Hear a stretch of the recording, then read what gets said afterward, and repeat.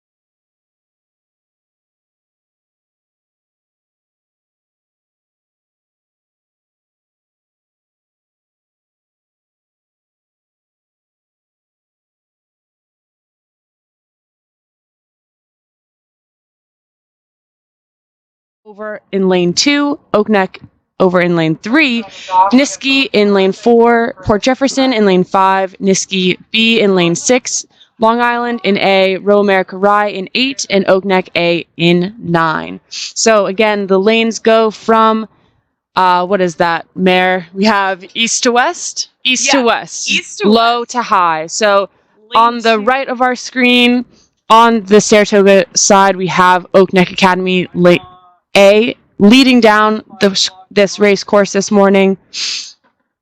And then all the way over there on the left of the screen, we do have our other Oak Neck F entry. So big potentially the Oak Neck C. It looks like a battle between Oak Neck, and Oak Neck. 3 Oak Necks for the first 3 positions. The boats are entering the last 250 meters of the course. We have quite the battle as these single scullers try to pick the rate up, trying to bring a little extra speed to make sure that they've done everything they can to produce their best effort for the first race of the morning. Right, and this first heat is just that. It's a heat. All of these athletes are trying to qualify for a final later on today. So there might be a little bit of strategy going on here. If you're in a safe position, maybe you're choosing not to sprint. Maybe you're practicing that sprint one time more to see what you have. But we can see the last few strokes of our leader here. Hard to see through this glare of exactly which lane that is. Good. It looks like we have a pretty strong charge from our Oak Neck B crew over there in what looks to be over in lane... It's too hard to say. Lee's Park Shore. Lane 9, Oak Neck A will take second.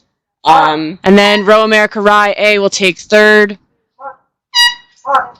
Close finish over there between what looks to be Niskey C and then a crew more towards us, potentially Long Island or Niskey B.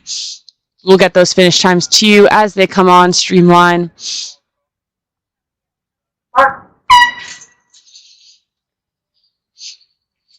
Right, so there are 3 heats racing for 10 total spots this afternoon. Quick maths, we have 8 boats in each heat, 24 boats total in this event of the men's U19 single sculls. So only the top 10 will make it to that final. See if we can figure out exactly what that progression is.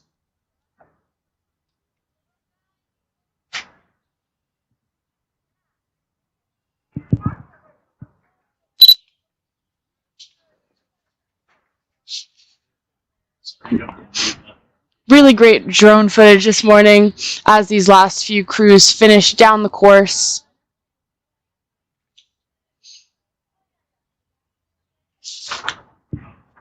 Looks to be Niskayuna C and Port Jefferson coming down to close out this first race of the morning. Good, and just as a reminder, the company that we have doing our drone footage for this regatta this weekend does have claim to the event, and if you have another drone flying above the race course interfering with our drones, your team will be sanctioned, and we need to make sure that we can fly the official race drones safely. So please, if you have a drone in the sky that is not approved to be flying, please land it. Thank you very much.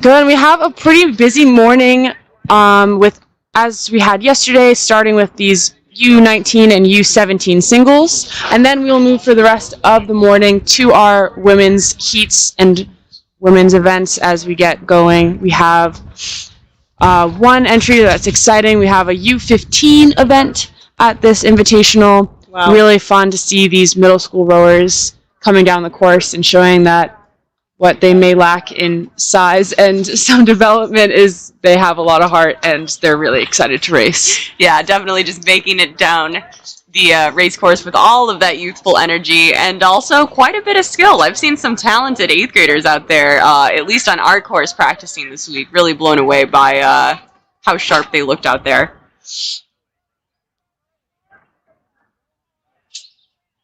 Good, and we do have the second heat for the men's single U19 event from lane 2 to lane 9. So from east to west, we have Long Island Rowing E, Oak Neck D, Long Island C, Row America Rye B, Oak Neck B, Port Jefferson A, Niskey A, and Saratoga Rowing A. So maybe not quite as many Oak Neck crews in this race, but still two. Still a little bit of inner boathouse competition there. Racing not just to be the best in New York State, but maybe the best in their boathouse as well. Good, and it looks like our lane 8 from Niskey A is leading down the course for this race. They are approaching the last 500 meters.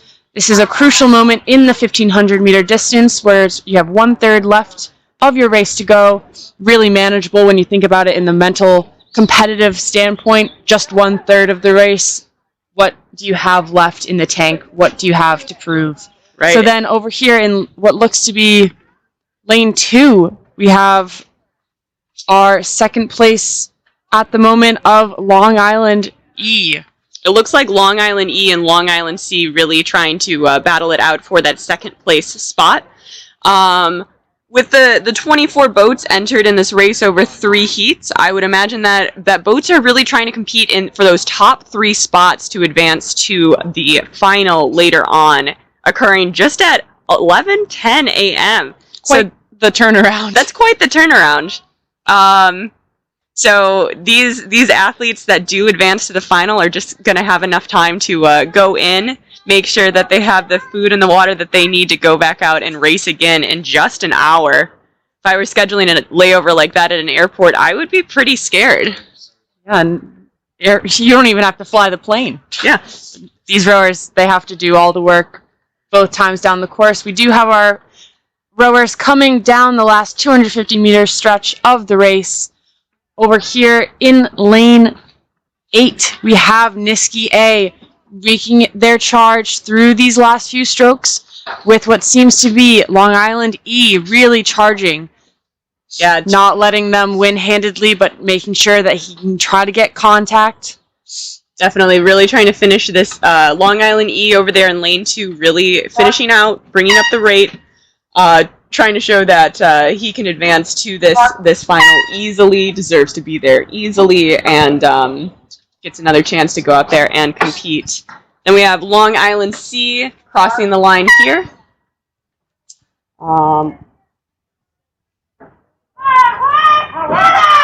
Good, it looks to be Row America or Oak Neck Academy B next. And then Saratoga's Evan Weatherwax finishing in lane 9. I believe that is Oak Neck D finishing next. And then we have Port Jefferson finish 7th.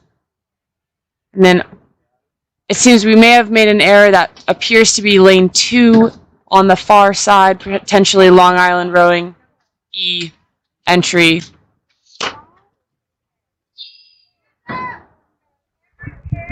Yeah, I do believe that is lane 2 all the way over there. So that looks like Long Island E finishing there. So perhaps that was Oak Neck T advancing in that second place spot. The finishing margin there from first to last in this race was a little bit tighter than our last one, so well raced, all crews there. Really nice effort all the way down the course. It's really tough when you've got to compete for these top few spots to advance out of the heats, but well raced from all crews, even if they knew from what could have been the halfway point, what could have been 2/3 of the way in, that they didn't have a chance to go on and compete again, so they just gave it all they had to finish out one of their last races of the season.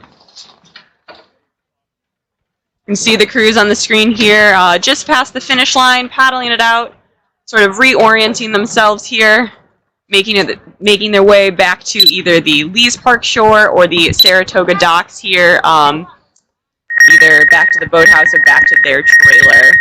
Recovery is key here. We have one of the tightest turnarounds of the racing with this event, especially with the high force winds coming up later in the day. Racing is a little bit more compressed than we saw yesterday, adding an extra challenge for all of the racers on this Sunday morning into the afternoon. Yep. So, yeah, we can see some of these turnarounds here. There could be a racing just 54 minutes apart. One of these crews, one of these singles advancing from the 10:14 final coming up is set to then go off at 11:10. 56 minutes. The rest there. So, I wish them all the best fruit snacks waiting for them on land, keeping it light. What's the go-to move there? Fruit snacks? Or fruit snacks? Maybe a banana? A banana. I don't know if I could stomach an entire bagel. I could not eat a bagel, No. I can tell you that. Good, and we should have the next race coming down the course shortly. The men's U19 single, Heat 3.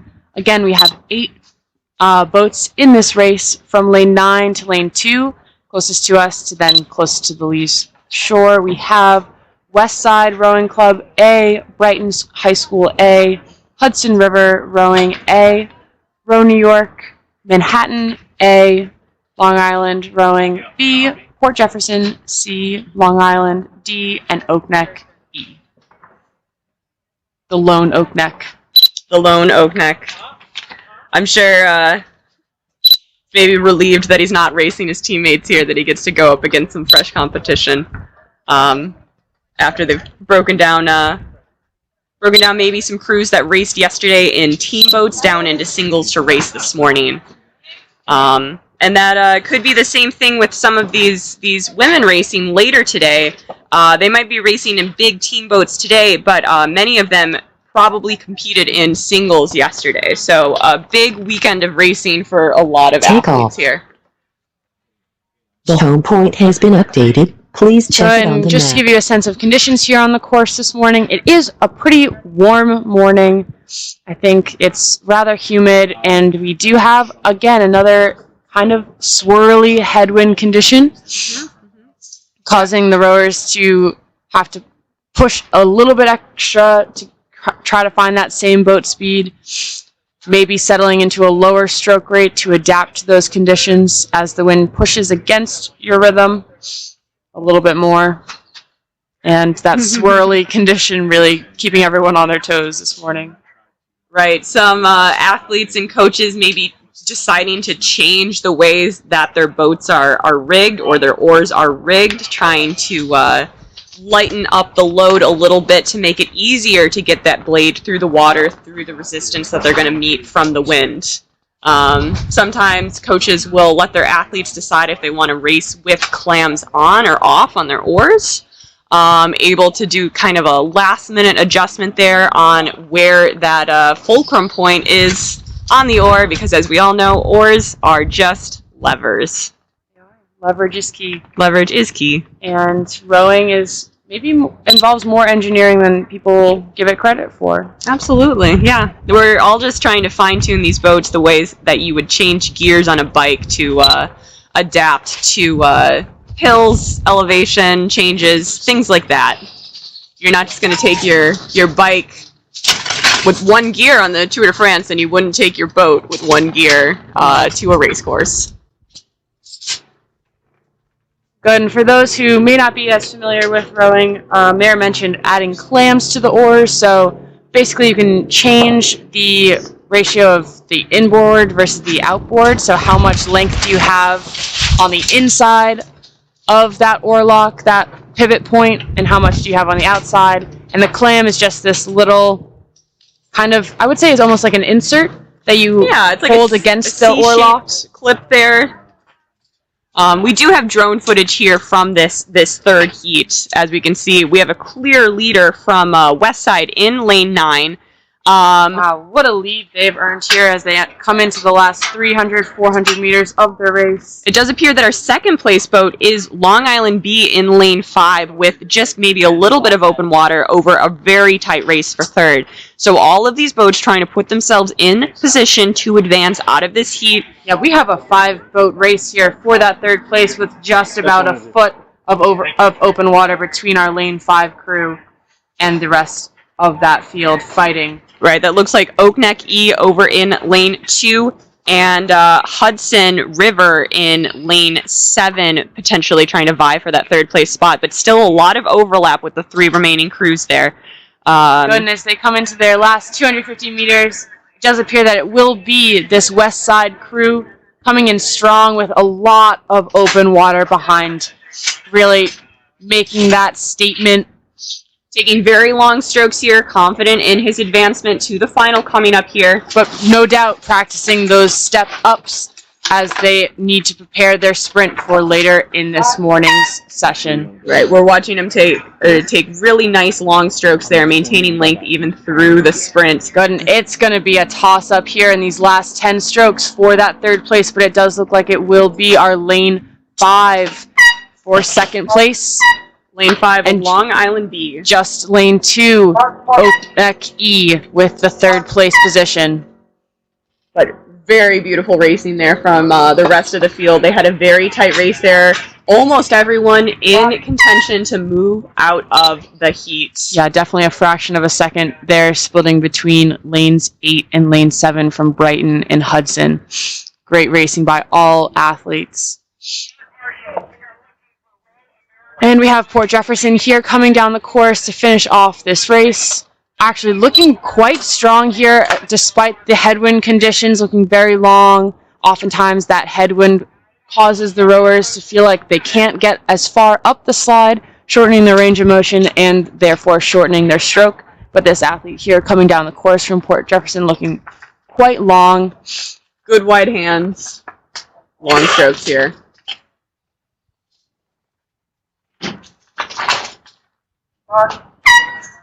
And we can give you times here for the very first heat of the men's U19 single. In first place, we do have Oak Neck C with a time of 6:19. 2 seconds behind is Oak Neck A with a time of 6:21. In third place, we have Long Island A with a time of 6:24. Behind there, Oak Neck F in fourth. Niskey B in 5th, Row America Rye A in 6th, Port Jefferson in 7th, and Niskey C in 8th.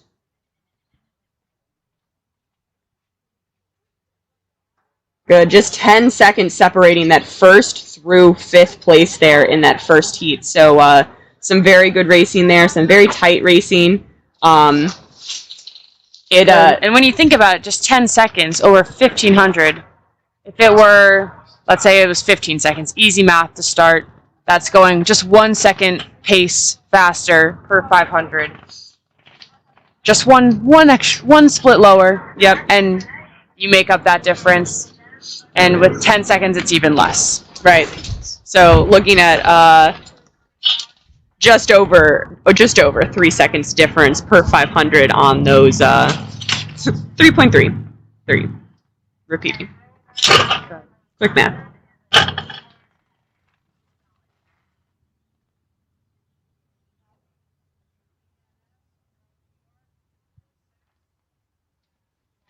Good. And in that last race, we did have one crew that did not finish. Our Row New York from Manhattan, lane 6. we'll get you an update as we might get any more information on that crew and what happened. Good. All the wind apps are showing that the wind is coming from the west, which could be the best potential wind for this particular geographic location because we have a little bit more of a hill through this Regatta View neighborhood, potentially protecting our course. But we're starting to feel some pretty big gusts here, and that could be pretty unpredictable feeling out there on the race course. Imagine running a race and all of a sudden you just get shoved from behind and you don't know what's coming. That's what it could feel like to be shoved to the side. Shoved to the side. Then you're getting shoved into other lanes. I once had a race. I think it was.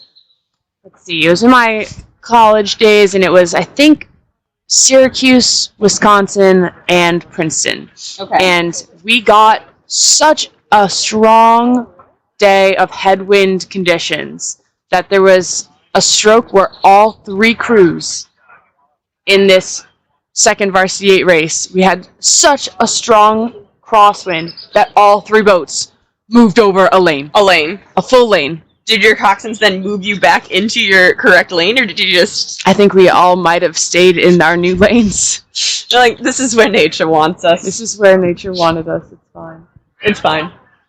Good, so this next race coming down the course that we can see now, slight little kayak there, we have the U17 single race. We have only 13 crews in this event competing for those top 10 spots for the final this late morning. Over in lane 2, we will have Long Island E, then lane 3, Long Island E, lane 4, Long Island D, lane 5, Port Jefferson B, lane 6, Oak Neck Rowing Academy B, lane 7, Row America Rye A, lane 8, Long Island A, and then lane 9, Hudson River Rowing A. Good, and we're from the drone here seeing quite a bit of overlap here in these boats. Some very tight racing here in the early part of the race. Any one of these boats here could make a move and take quite a bit of distance over their competitors, but the 5 boats on our screen here are locked in a pretty tight race.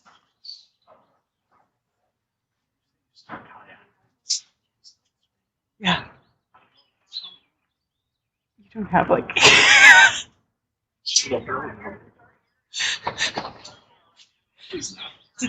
It does look like that crew over in lane 9, our single sculler from Hudson A, is leading down the course. But again, it is a tight race here over there in lane, looks like either lane 7 or lane 6. It's hard to tell from this drone footage from either Row America Rye or Oak Neck B.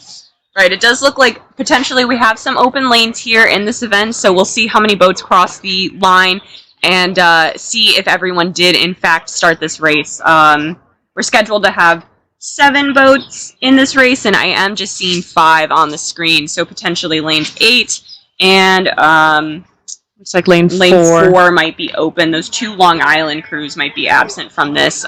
Very tight racing then in the middle 3 boats. Port Jefferson, Oak Neck B, and Row America Rye A.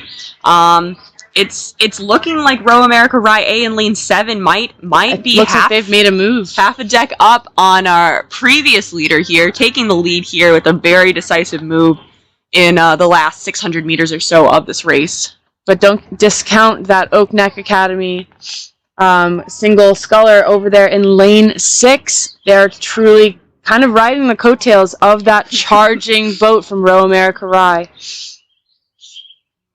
making for a very exciting last 500-meter stretch of this race. That last 500 is crucial for these crews to test their fitness, but also test their technical finesse as they need to stay clean while exerting themselves at full 100% effort. Right. It does look like everyone's crossed through into the last 500 here. That white buoy on the far side of the screen marking that last 500. And what a response from our crew from Hudson, responding to that charge in the second 500 and regaining their lead. Yeah. Looks like he's taken maybe half a boat length back up, about astern. But look at that response from both of these crews in lanes 7 and 6 from Row America Rye and Oak Neck. Wow, they are not letting up on that front runner. They are really not. Those two boats locked with just maybe a seat of separation here. Oh my gosh, and another response from our crew from Hudson in lane 9. Seems like he's got quite a few tricks up his sleeve. Not willing to let that win escape him. And we have all crews entering the last 250 meters. What a charge here from all 5 crews. There's not a lot of separation between these boats as they come into this last stretch.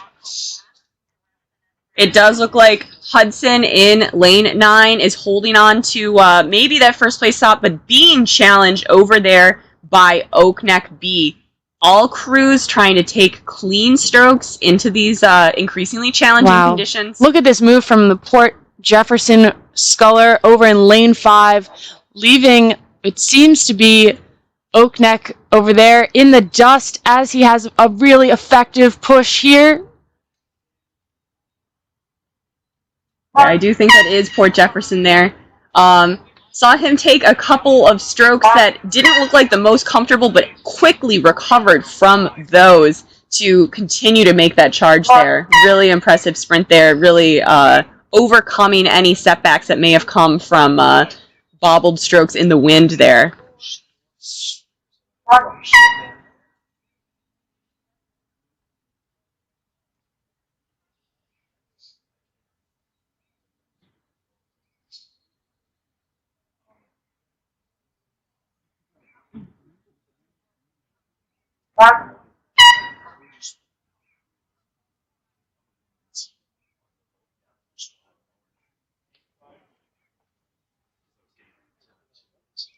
Good, and while we wait for those times and positions to come in on Streamline, we do have results from the prior 2 last heats of the U19 single event.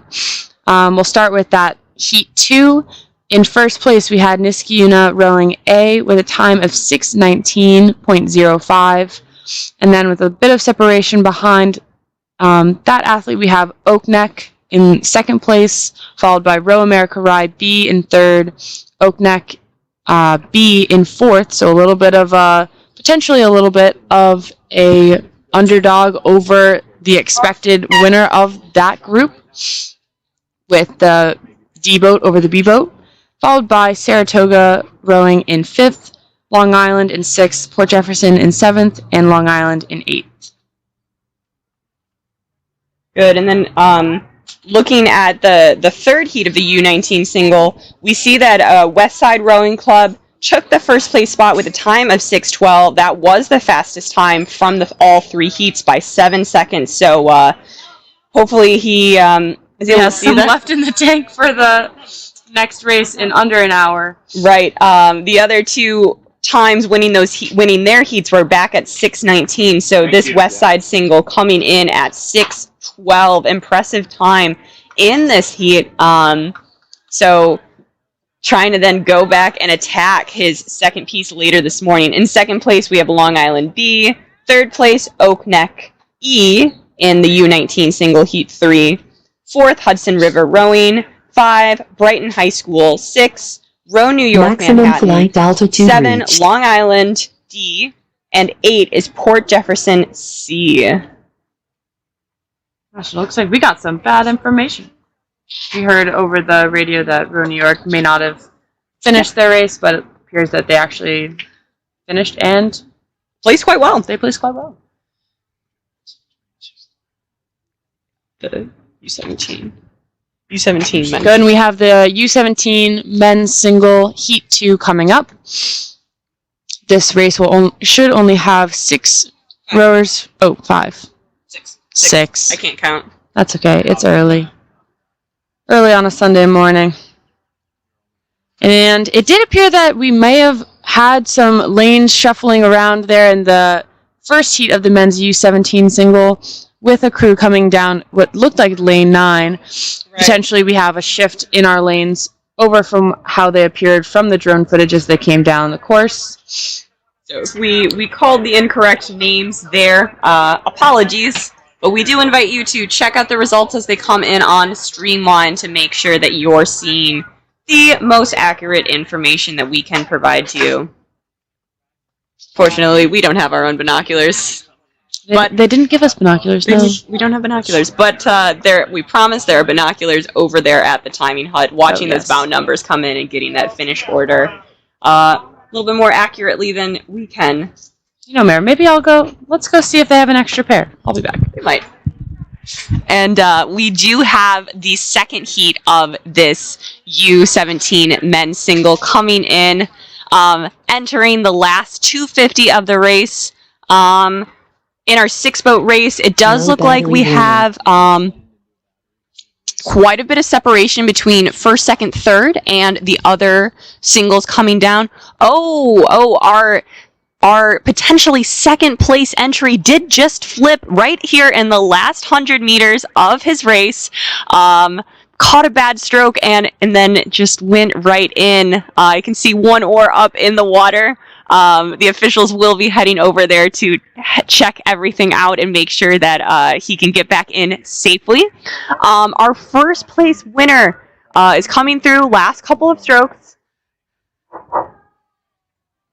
It does seem to be lane 7, Niski Yuna, coming through here in the last strokes of the U17 Heat 2 men's single, trying to advance to that next race.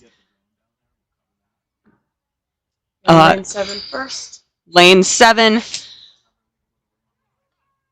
It looks like Lane 6 in second. Lane 6, Long Island B will take the second place spot.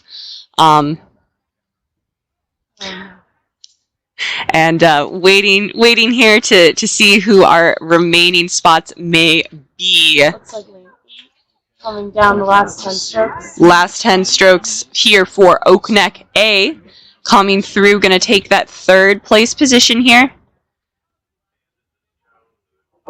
Rowing pretty low.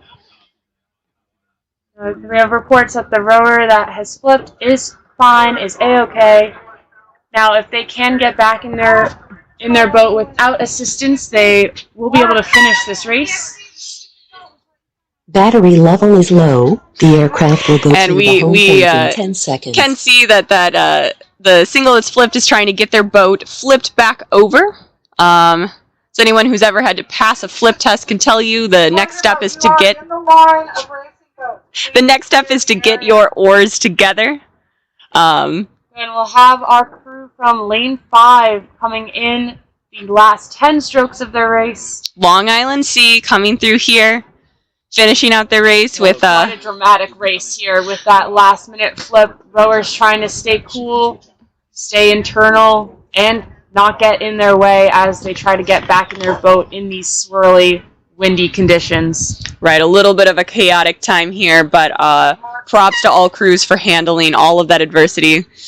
We do have 2 officials back there helping out the single sculler getting out of the water. He's currently trying to climb onto a launch, getting assistance there.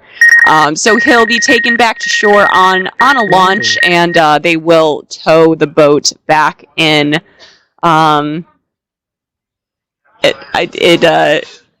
is difficult to watch because I do believe that single was in second place, getting ready to advance to the afternoon, to the later AM race. Right now we're trying to clear Scout, the golden doodle, from our drone tent. Scout has something in her mouth. It sounds like a hard plastic. Sounds like a rock. Maybe a rock. We have heard reports that Scout does enjoy eating rocks. Pistachio. Oh, it's a pistachio. Coming to you live with what's in the mouth of Scout the golden doodle. Drone dog. Drone We dog. probably have a podcast all about that. Yeah. Scout has been featured on Regatta Dogs, the Instagram account. We encourage you to go check her out, see how cute she is exactly, and then imagine. She is also a terror. Yeah, imagine. Unfortunately, she's cute, but she's a terror. She is a terror. A real terror.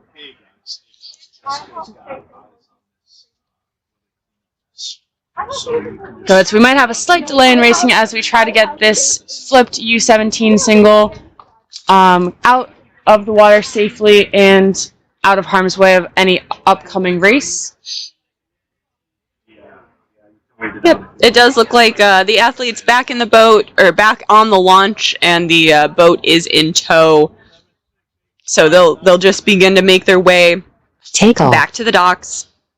The home point has been updated. Please check it on the map. Upcoming, we have the women's U15 quad. So these crews are typically 8th graders from our mod program, potentially 9th graders, but typically because we have 2 separate teams with the middle school group and the high school group, because it's less likely that we have enough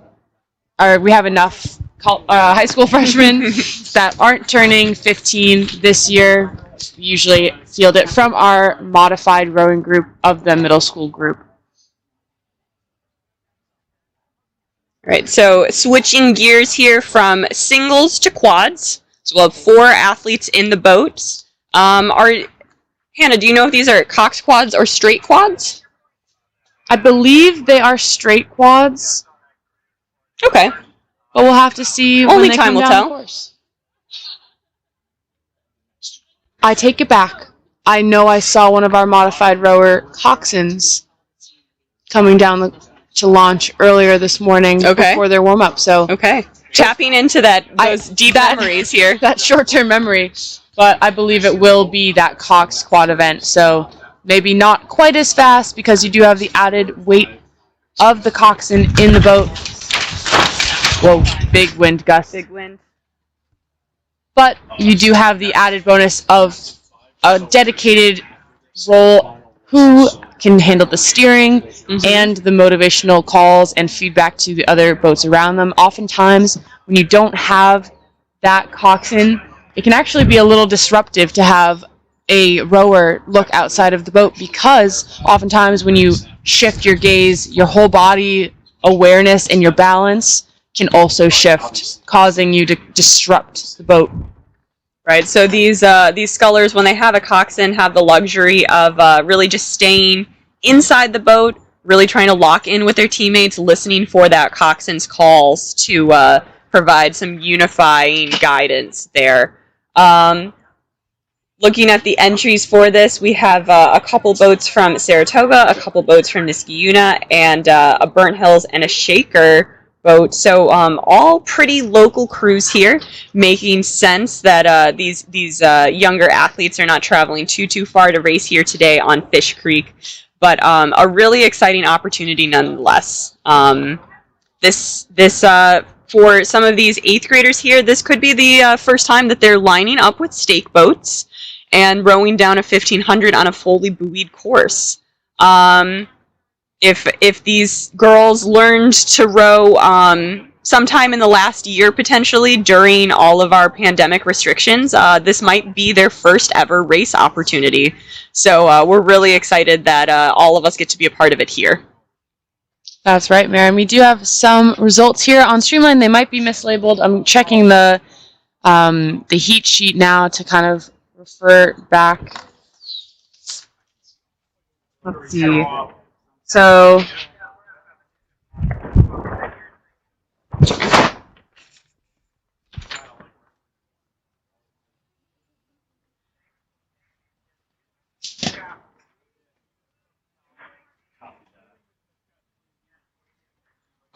they are labeled correctly, but the times are mislabeled. In the men's U17 single Heat 1 event, we do have finishing times for you, winning with the time of 7:14. We have the Long Island Rowing Club that was over there in lane 8, so we miscalled that. We had that crew as Hudson River.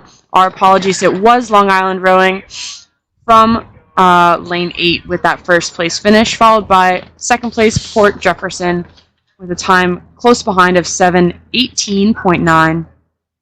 Followed then in third by Oak Neck Rowing Academy B, then Long Island Rowing Club D, that was over in lane 4, closely followed by Long Island Rowing Club E in lane 3 for the 5th place, and then Hudson River Rowing in lane 9 for that 6th place position with a time of 8:43.3.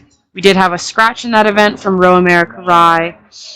I do believe that. Oh, no, that was the next heat. Sorry. So that may have led to our confusion as we were missing a few boats from the original heat sheet. Our apologies, doing our best. And then we do have times again from that second heat that just came down the course. We have Niski rowing A with a time of 6:47.0. So quite a fast time there from that Niski single sculler. Followed then by Long Island Rowing Club B in lane 6 with a time of 7:03.17. Then Oak Neck Rowing Academy A, 7:45.5. And Long Island Rowing C with a time of 8:36.9. So 4 boats finishing in that race. We did have the flip from our crew in lane 9, Port Jefferson. That was in contention for one of those top spots in the race. And we had another scratch, this one from Port Jefferson. That was supposed to be in lane 4. They just started. And we do have word that they've just started the Women's U15 Quad event. Again, we have 6 boats in that race. We can see that on the screen there. Pretty tight off the start here. Really lucky to see the start here. A little bit of steering issues from that crew in lane 7. And 6. It looks like both lane 7 and 6 are crews from Long Island Rowing B. Oh, excuse me, Burnt Hills Rowing A and Shaker Rowing Association A. Both those crews having a little bit of steering problems. The officials guiding them to make sure they get down the course safely. Oftentimes with steering issues like that, it might be, sometimes you even might have a bent rudder. It could be. And that can help make the steering very challenging. And the fastest boats are the boats that go straight. So it's very crucial that these coxswains try to adjust and correct their points. And it looks like our crew from Burnt Hill is still struggling, almost careening into our crew from Shaker. These officials and marshals doing their best to keep the athletes safe. But a very tight race shaping up from the 4 crews in the front.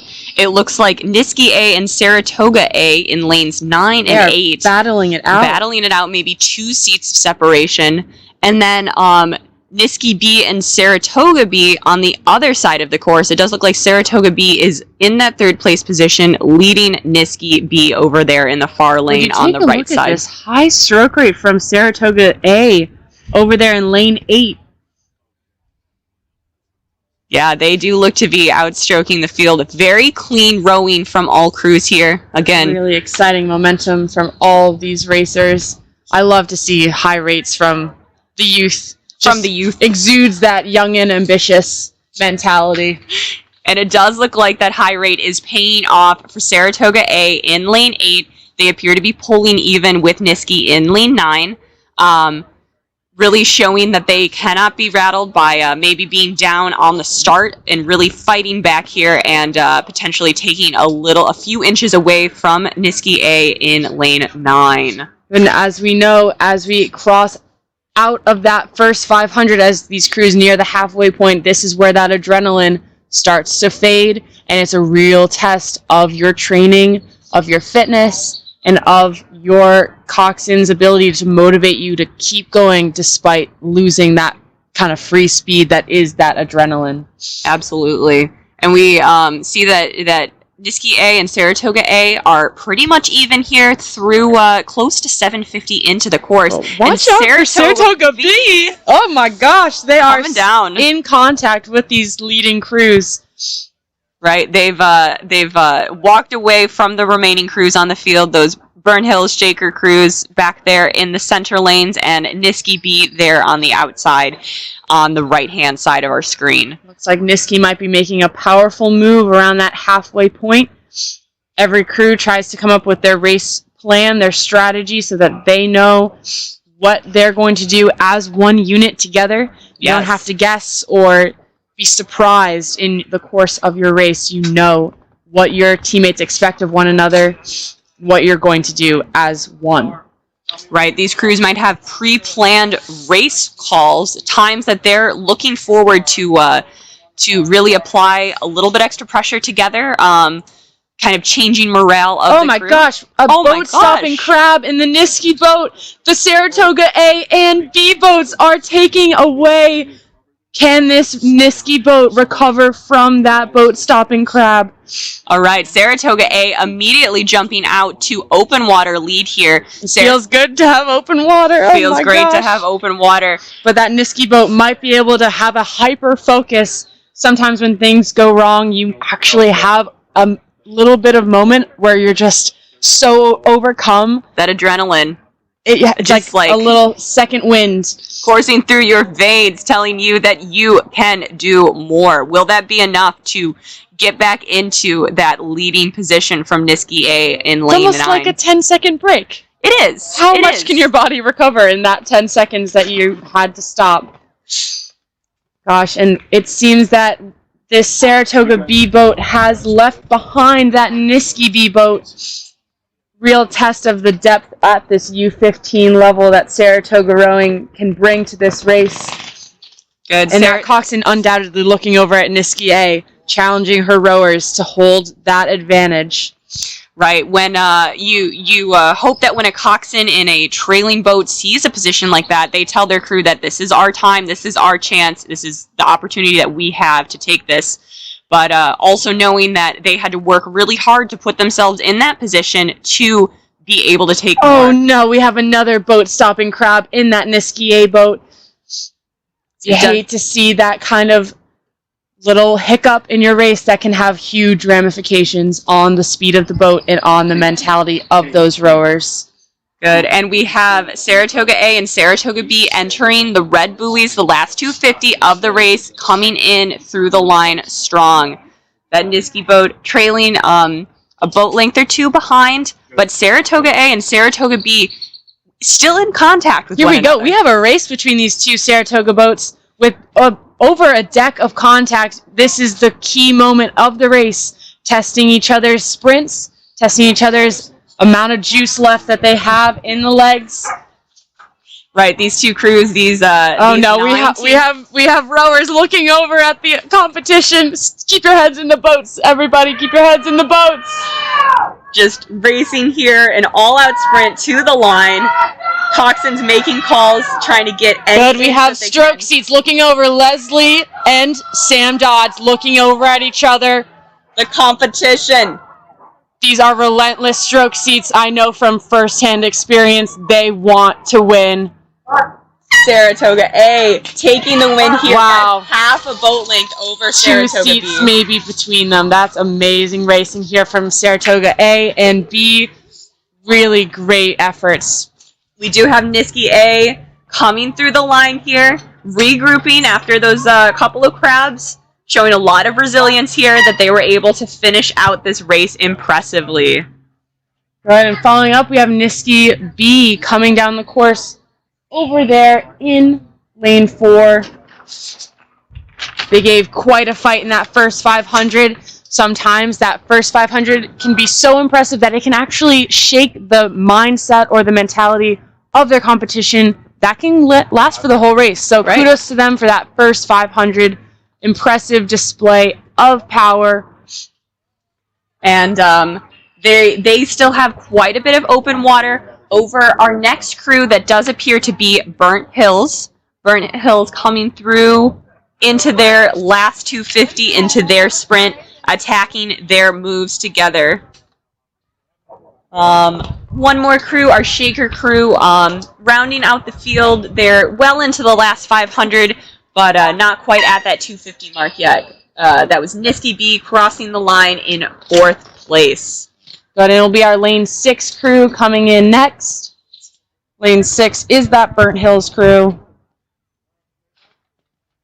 Update, I did acquire some binoculars from the timing shed.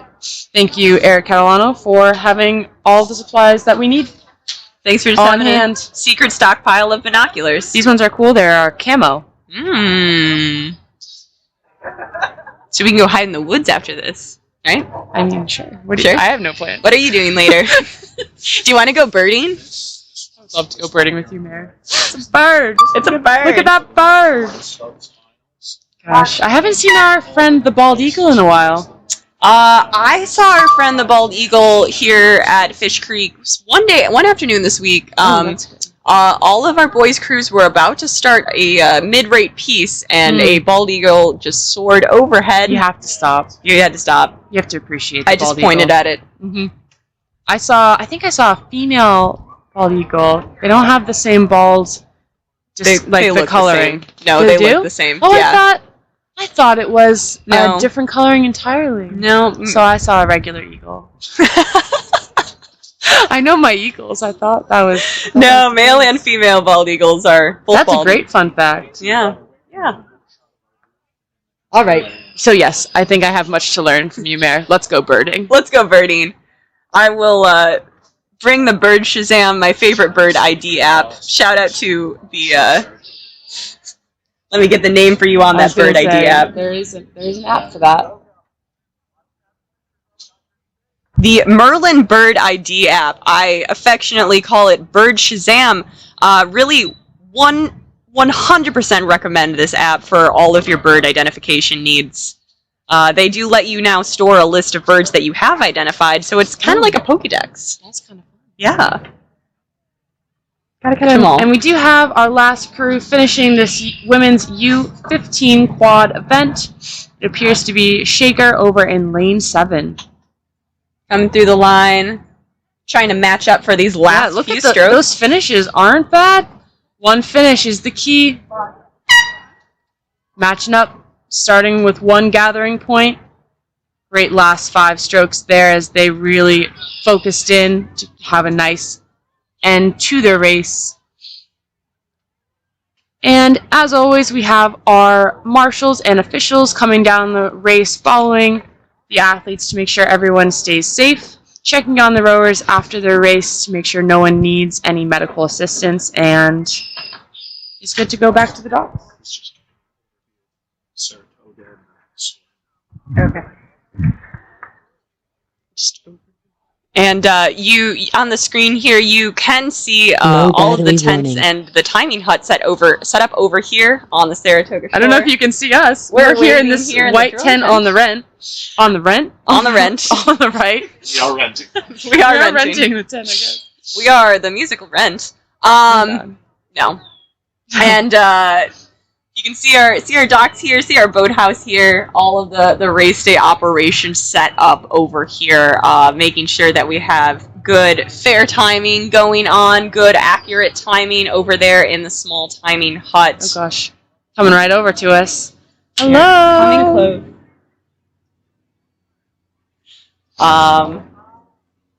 All of our assorted launches.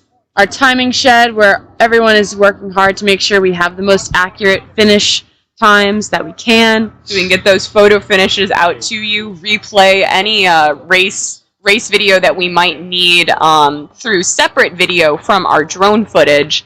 There is just one dedicated camera that is recording all of these finishes to make sure that if there's ever a question of race order, those timing officials can go back and verify that finish order, making sure that everything's happening fairly. But Hannah and I are sitting right here on the edge of the tent, hanging out with a microphone in some camp chairs, checking out results on our phones, just like you are at home. Maybe not at home, maybe in your car, maybe in a hotel room, anything that you went through, all of our parents and fans out there. We thank you from watching away from Saratoga this weekend so we can keep everything safe. We do have some times from that last race of the women's U15 quad. Landing. A tight finish between Saratoga Rowing A and B. The winning time for Saratoga Rowing A of 7:22.09. And then the second place time for Saratoga Rowing B of 7:24.6. Difference between those crews of just 2.5 seconds. Really nice battle, overcoming some adversity of those Niski crews, challenging them from the start and then taking advantage when things go awry for their competition. The next times, we'll just finish it up while you guys take a look at this women's senior 8 race. We have Niski A in third with 7:42, Niski B with 8:39, followed by Burnt Hills for 5th place in 9:25, and Shaker Rowing for 6th place with a time of 11:07. And we can see on the screen, we do have an exciting race coming up here. This is the first heat of the women's senior 8. 8 crews in this heat trying to qualify for the final this afternoon. We do have a clear leader here all the way over in lane 9, Row America Rye, followed by lane 8, Port, it looks like. Quite a bit of separation here on the field. So we're not necessarily able to call exactly the positions of the other crews here, but we can start to see them in the last 500. Your leading crew, Row America Rye, in lane 9, coming down, entering their last 250 here, looking very clean. Nice sharp catches all the way down the boat. Clear open water lead here from Row America Rye, trying to finish out this last 250 of their race and cleanly qualify for the final. Really great back-end acceleration out of this Row America Rye boat, really leveraging all of that they can from those hip flexors through the entire torso. Like we said, this is a sport of levers. And they are doing a great job of using their body swing to lever the boat. And it looks like we will have our crew over there in lane 8 from Port coming in 2nd place position. Really nice finishes together as a boat. We do have a bucket in that 2nd place boat when we have 2 starboards rowing next to each other, looking at one another. Really nice matching there in that bucket of 7 and 6 seat. Good job, 6 seat. Good. In our 3rd place position looks to be in lane 4. Lots of pink accents in our lane 4 boat. Lane 4, City Island Rowing. Let's say, It looks like we have accents. a tight finish here between lane 7 and lane 2. Lane 7, Fayetteville Manlius, and lane 2, Oyster Bay. Really tight finish between those 2 crews as they come in to their last 10 strokes of this race. It'll come down to the line for these crews for us to be able to see that separation, but it looks like very tight racing back here. And then lane 5 coming in for that next spot with, don't discount lane 6, charging on them here. Wow, very tight finish there between Fayetteville Manlius and Oyster Bay. Really, really tight finish there. I think it was just one horn from the timing there because it was too close to The call. home point has been updated. Good, and Please check it Cortland on the versus Niski in lanes 5 and 6. Another tight finish. Good. They finished just maybe bow to stern on each other. Very tight racing all the way down the course. We have one final 8 rounding out the field. Lane 3, Wappingers finishing out their last 100 meters or so, the last 10 strokes of their race. Really great footage here from above, from our drones, giving you the best angle as the crews come down the course.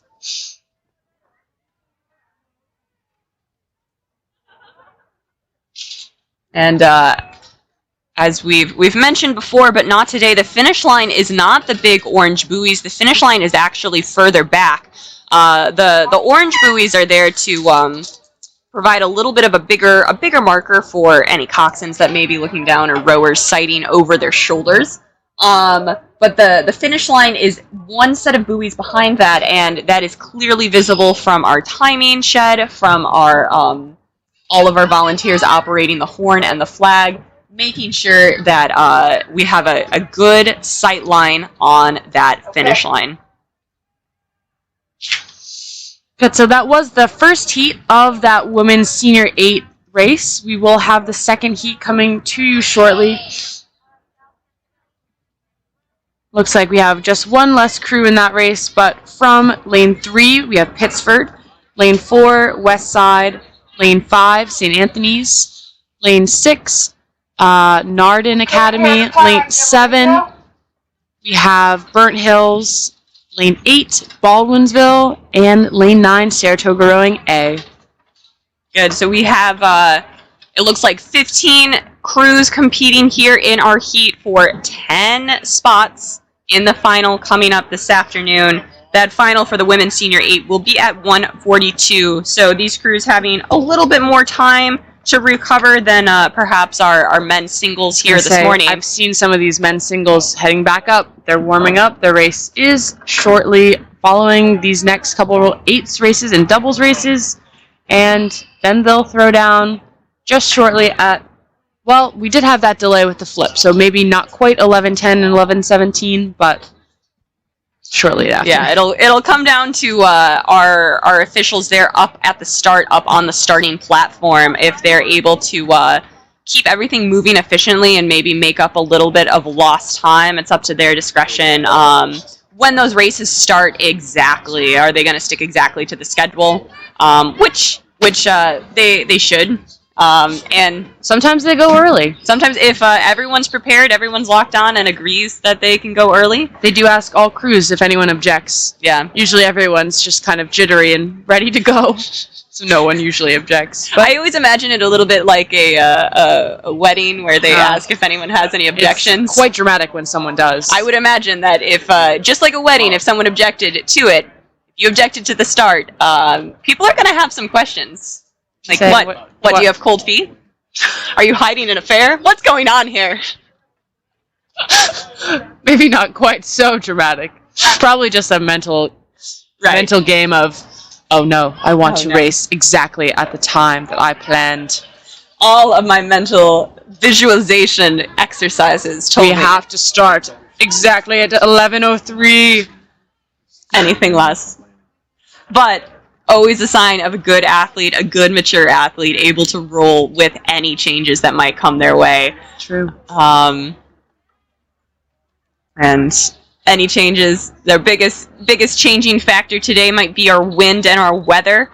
We'll see how that develops throughout the day. Trying to get in as much quality racing here in this flat water. It is pretty calm. It's pretty calm. Definitely a stiff headwind going on. Right. Sneaky crosshead coming from that west side shore. But you can see the water moving against the direction of the race course. Definitely. It makes for a speedy warm-up, though. Yeah. If you're feeling nervous. Yeah. You'll get up to the start. Lickety-split. Never want to be in a situation where you win the warm-up but lose the race, however. That's never a great feeling. That's true.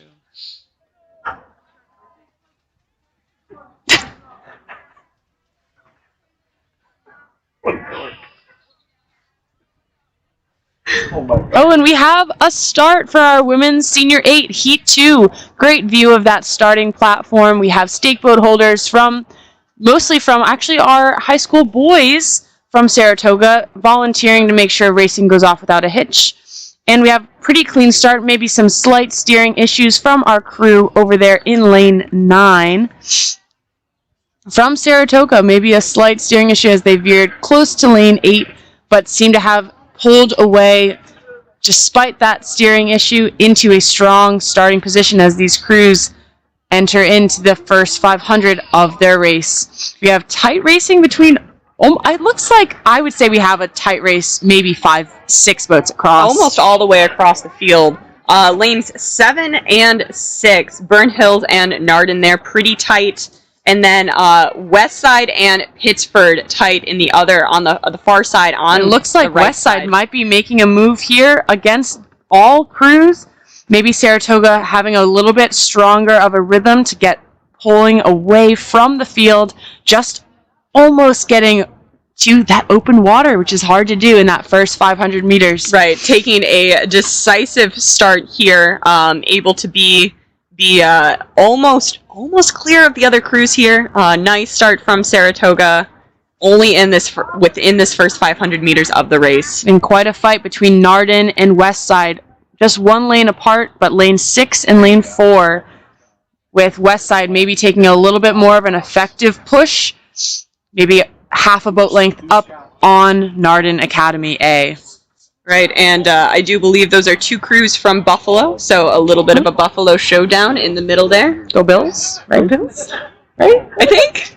I'm from the Midwest. Shout out to Buffalo. So many people from Buffalo in the rowing world. Right, we have a few teammates and coaches here who, I believe in their past represented Westside and Nardin, in fact, continuing here to row on at the elite level. And shout out to who? Tessa Yurko, Ashley Johnson. Yeah, and then my college coach, Steve Capola.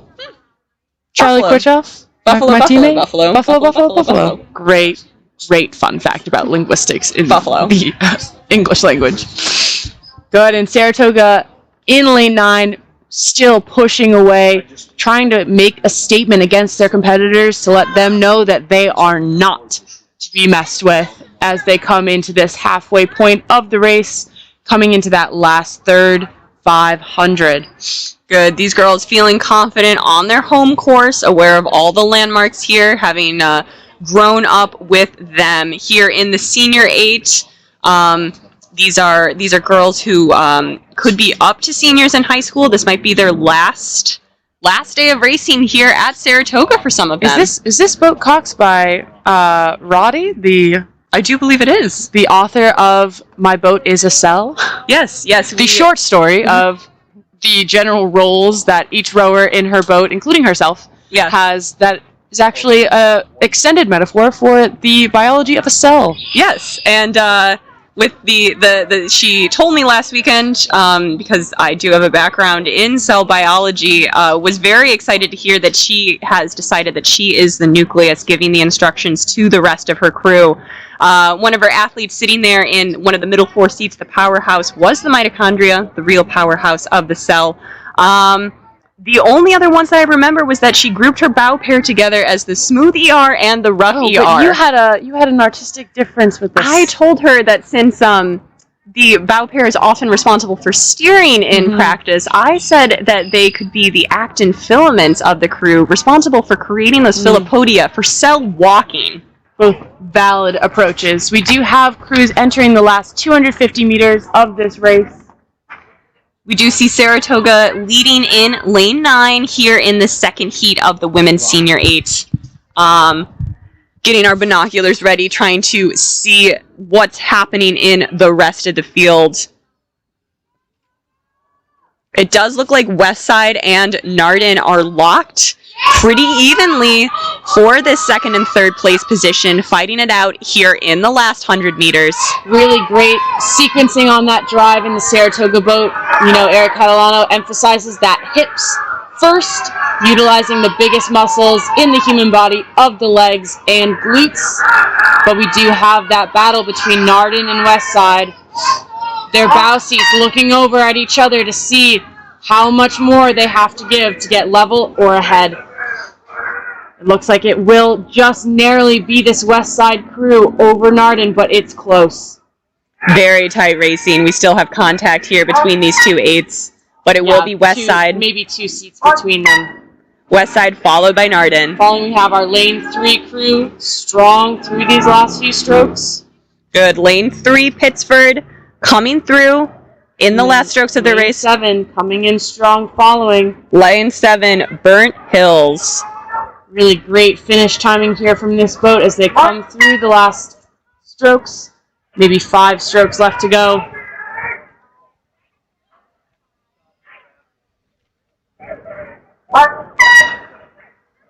And lane 5 to finish us out. St. Anthony's in lane 5, taking their last strokes of this race in this heat. One more crew coming down into their last 100 meters. Good, really sharp, looking in red, black, and white. In lane 8, Baldwinsville finishing out, trying to take clean last few strokes of their race. Looks like they have potentially shortened up their stroke to have an effective sprint. Sometimes that is a strategy to take more strokes by maybe sitting up a little bit taller, cutting off the layback, and trying to finish it out quickly. Hearing that coxswain, cheering them on, finishing, crossing the line. Good, and once again, we do have a little bit of a tight squeeze at that finish line. All crews in the higher lanes, lanes 8, 9, and 7, you could say. That's not how you count, but, 7, 8, and 9. Actually have to check it down after they finish their race to avoid drifting or paddling into the marina that is nestled right next to the Saratoga Rowing Association docks. Hey, Hannah, why was 6 afraid of 7? I don't know, Mary. Because 7, 8, 9. That's how you count. That's how you count. That's how you count. And deliver a joke. Just a fun little mnemonic in case you forget the order of 7, 8, and 9. Sometimes it's hard. Kidding. Women's senior double P1. I'm gonna make sure over.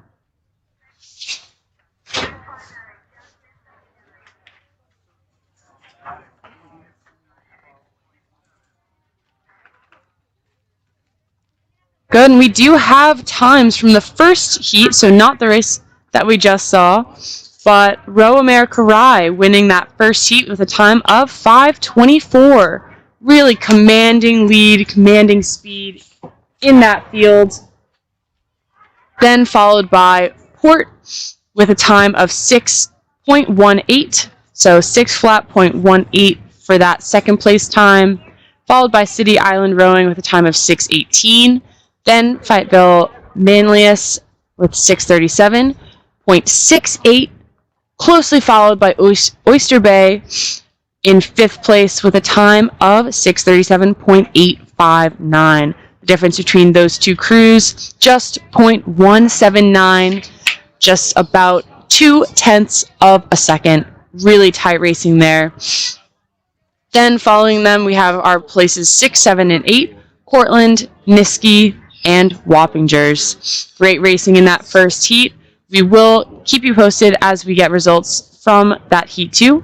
Oh my gosh, our timing shed is on fire. We have the times for you right now. It's not actually on fire. Good clarification. It's not in flames. There's nothing actually lit. So Saratoga Rowing from lane 9 with the time of 5:38.0. Then we have West Side Rowing with a time of 5:54, followed by Nardin Academy with 5:57. Then we have Pittsford with a time of 6:18, followed by Burnt Hills 6:28, St. Anthony's 6:44, and Baldwinsville with a time of 7:16. Now there is we have a race coming down here, the last few strokes of this women's double. Over there in what looks to be lane 2, we have our finishers from Oak Neck. And then over here, it looks like second place will also be another Oak Neck entry in lane 9, Oak Neck A finishing it out. That was Oak Neck D finishing first. Really strong finish for these first 3 crews. We're going to take our binoculars to check the bow numbers of these crews to get a sense of which crews secured those top 3 spots. It was lane 5, Niskey Una in that next really strong last 10 strokes from Niskey to secure 3rd place. We have a battle here coming down between Saratoga over in lane 3 and lane 7 of Pelham in lane 7. Really strong battle here. It's hard to know how much further you have to push yourself when you are so many lanes apart. Saratoga and Pelham fighting. Pelham may be a little bit more effective in these last 5 strokes, but not enough to catch Saratoga. Following them is Liverpool in lane 6. And with a little bit of open water there over the next crew in lane 4 or 5. In lane 4 over St. John.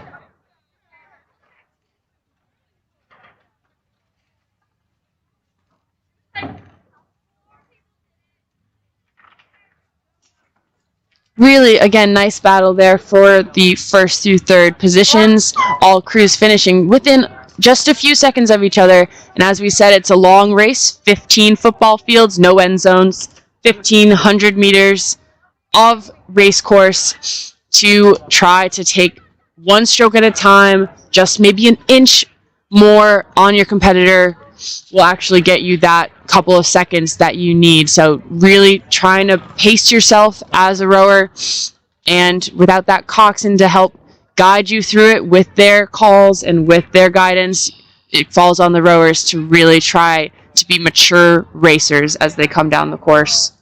Good, and all of these crews are competing for a spot in that final at 2:17. So looks like a little bit over 3 hours of separation here between their heat and their final. Low battery warning. But we'll have one more heat of this women's senior double, and then we'll go to our first final this morning.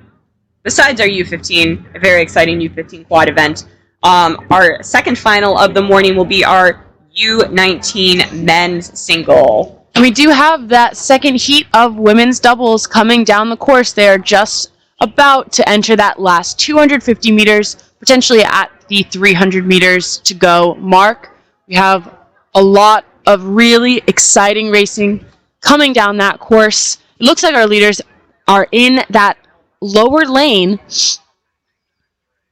Oakneck potentially leading here. Over there in lane 2 on the right side of your screen, potentially followed by Port Jefferson in lane 3. So those crews step just side by side in adjacent lanes with that official traveling between them to make sure that racing stays fair.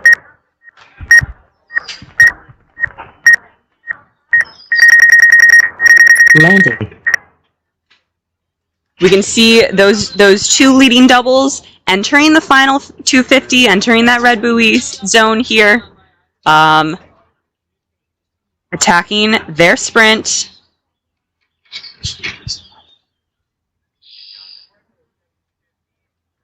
So our lane 2 is in the lead. That Oakneck crew. That's Oakneck C there in lane 2, followed by Port Jefferson in lane 3. It actually might be our crew in lane 4 coming down in orange visors, purple unis. What a fashion statement. Oakneck B. Oakneck B. Little battle here between our two crews from Oakneck Academy.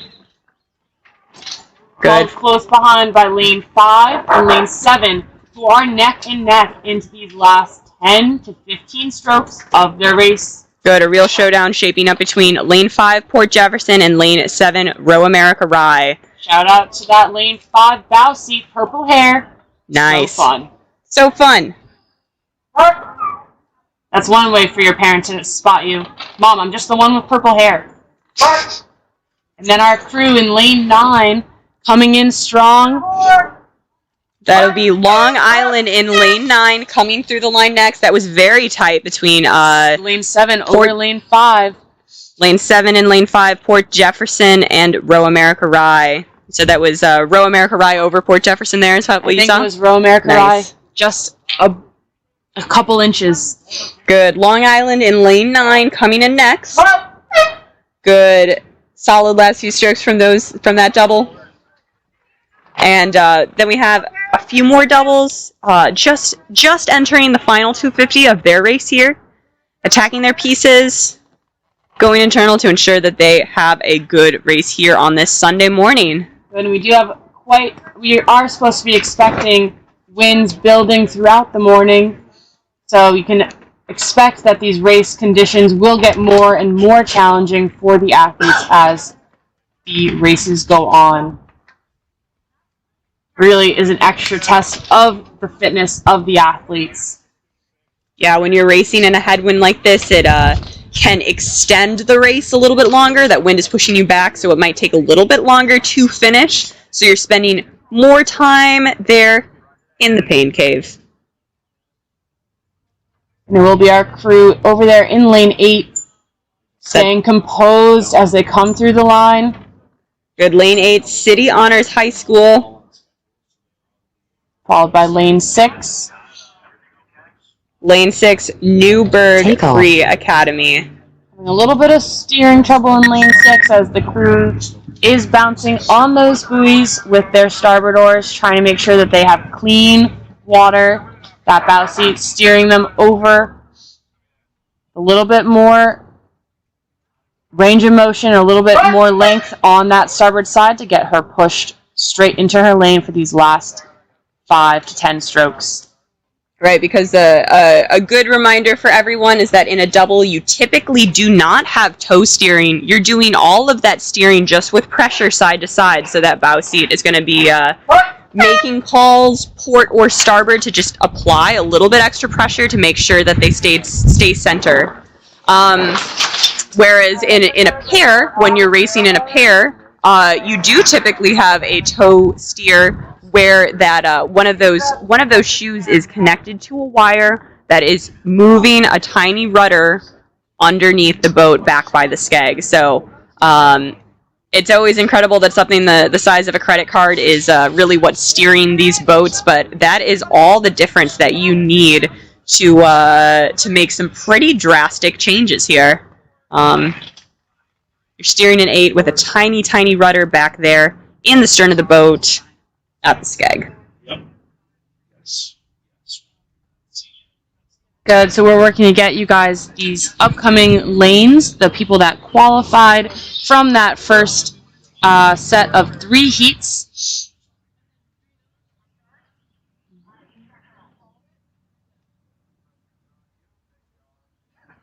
Did you talk about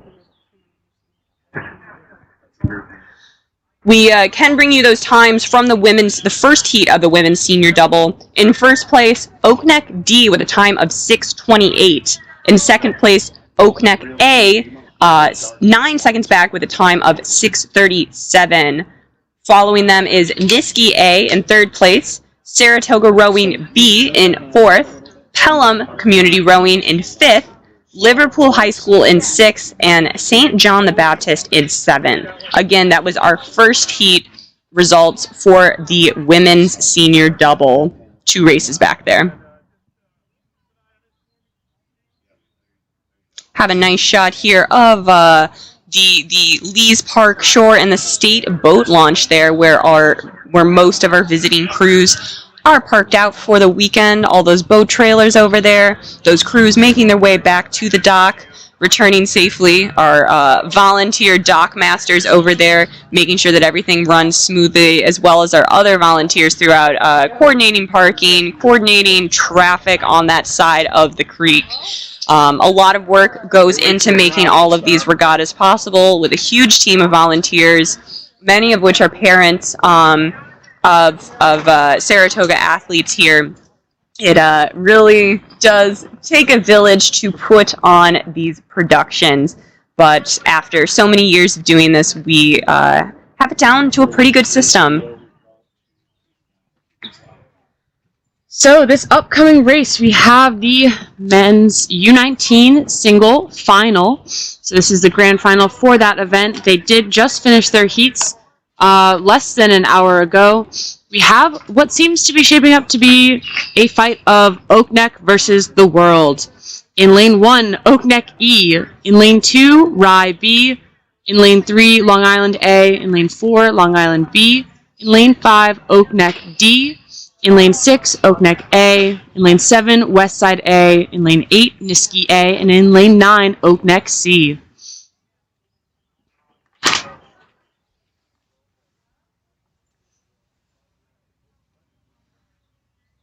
Good, and they are coming down the course. They're about 500 meters left into this race. Looks like our front runner is the Oakneck C boat in lane 9. Good, and we can see that the seating of the lanes did put our 3 heat winners in lanes 9, 8, and 7. So the seating this morning deciding that the advantage might be a little bit on that Saratoga side there. Our fastest time of the morning was Westside A over there in lane 7. we can see that they're in a tight battle with our other boats here. A couple of Oak Neck entries, Oak Neck A and Oak Neck D, in the adjacent lanes there in 5 and 6. And then following that leading group for the medal contention, we do have Long Island B, followed by lane 2, or excuse me, that's lane 1, Oak Neck E. Shortly thereafter by seems to be our Niski A entry. Good. We do have the closest lane to us on the shore, Oak Neck C, coming through the line. Really clean. Open water over second and third place. Fifth place coming in second. Taking his last few strokes here. Lane... But it's close. Lane 5 here. What is lane 5? Oak Neck D. And then lane through. 7. And lane 7, West Side A, taking that bronze medal spot. Followed by lane 6. Oak Neck A. That 4th place position. Just missing out on the medals there. Followed by lane 4 and lane 1 in a battle with lane 4 just ahead. Great sprint there from lane 4, Long Island B, and lane 1, Oak Neck E.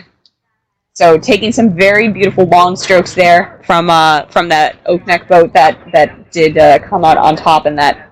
Lane 2, really smooth rowing, coming through, battling this lane 8. Just a really tight finish between lanes 2 and 8 there. Good. Quite a few lanes of separation between lanes 2 and 8. So challenging for those athletes to maintain such a tight race with so much side-to-side separation. But it appears that it was Row America Rye B, just over that Niski A boat. Yep. Good. We can see the athletes here just over the finish line. Regrouping here. Someone laying back over the bow deck of their single. Truly just nothing left here after this race. After that quick turnaround with the heats happening just about an hour ago, followed by this final. Able to come out here and attack it and give it their all for this final here today at the New York State Invitational.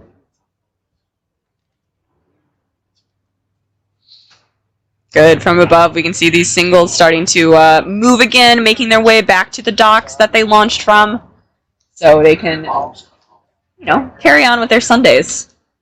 What a way to start out a Sunday morning. Racing 2 1500s all out, all the way down the course.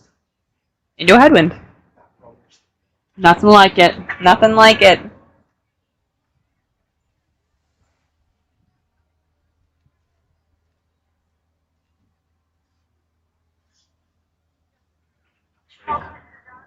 Good, and if last race was the Battle of Oak Neck versus Oak Neck, this next race will be Long Island versus Long Island. From lane 1 to 9, we have Long Island F, Long Island C, Long Island D, break, Oak A, Oak B, back to Long Island B. Then we have Port Jefferson B in lane 7, Niski A in lane 8, and rounding it off with Long Island A in lane 9. Good. Really strong showing in this men's U17 single event from Long Island rowing, and always representing that event is Oak Neck A and B. All right. It's exciting to see this program as broken down. Likely some of their team boats from yesterday to get these younger U17 athletes out here in singles, getting that experience as likely some underclassmen here getting some experience racing singles, getting to go head to head with some of the best in the state. There's really nothing like lining up at the start line in a single where you know it is all on you. Every move you make is your own. No pressure. No pressure. It's casual.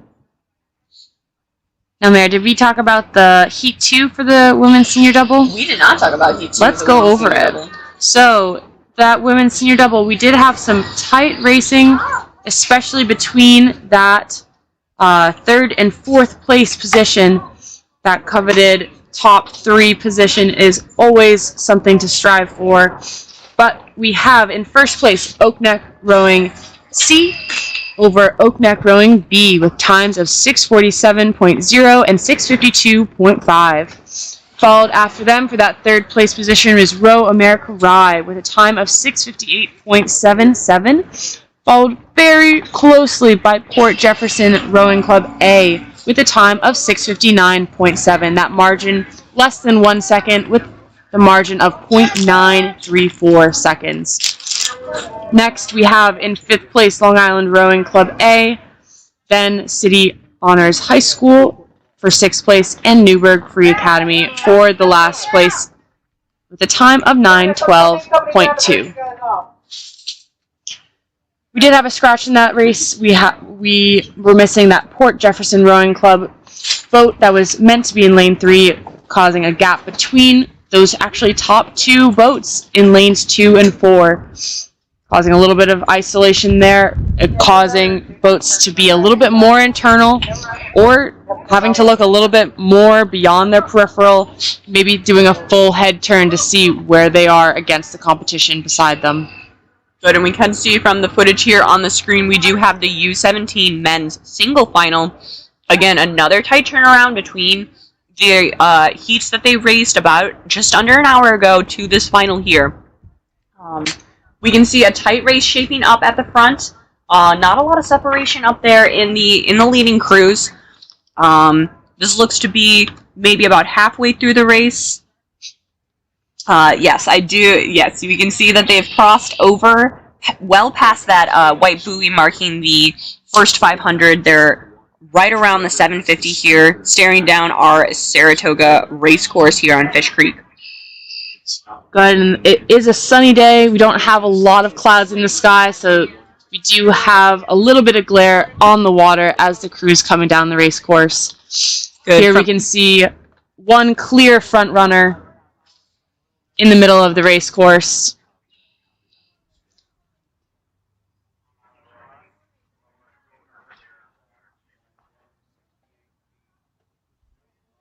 It appears to be Oak Neck B in that leading position here. Clear front runner with no boats really able to even get close to eating into that margin. We do have a strong showing from our lane, it seems to be lane 8 from Niski A, the only one that seems to be even within spitting distance of that leader. Right. Niski A trying to put a little bit of distance between that race happening for third with our lane 7 boat, Port Jefferson, and I believe Oak Neck A over there in lane 4. Tight racing there for third. It's going to come down to the final sprint to get separation there for our remaining medal positions. Well, we can see there Oak Neck B maintaining this lead. Niski over there in lane 8 trying to maintain that second place position. And we can see from the finish line here, we can see these athletes well into the final 500, just approaching the final 250. Looks like it's lane 5 in the lead. Confirmed that is Oak Neck B with a commanding lead entering the last 250 meters. Now he's taking confident long strokes in these final 250. Racing strong into this headwind. We've mentioned not always the easiest thing, especially in a single. That Niski boat in lane 8 staying up in second. And a tight battle then for third. Those boats may be beginning to separate out. It looks like lane 6 from Long Island B is making quite the charge, trying to separate themselves into that third place position.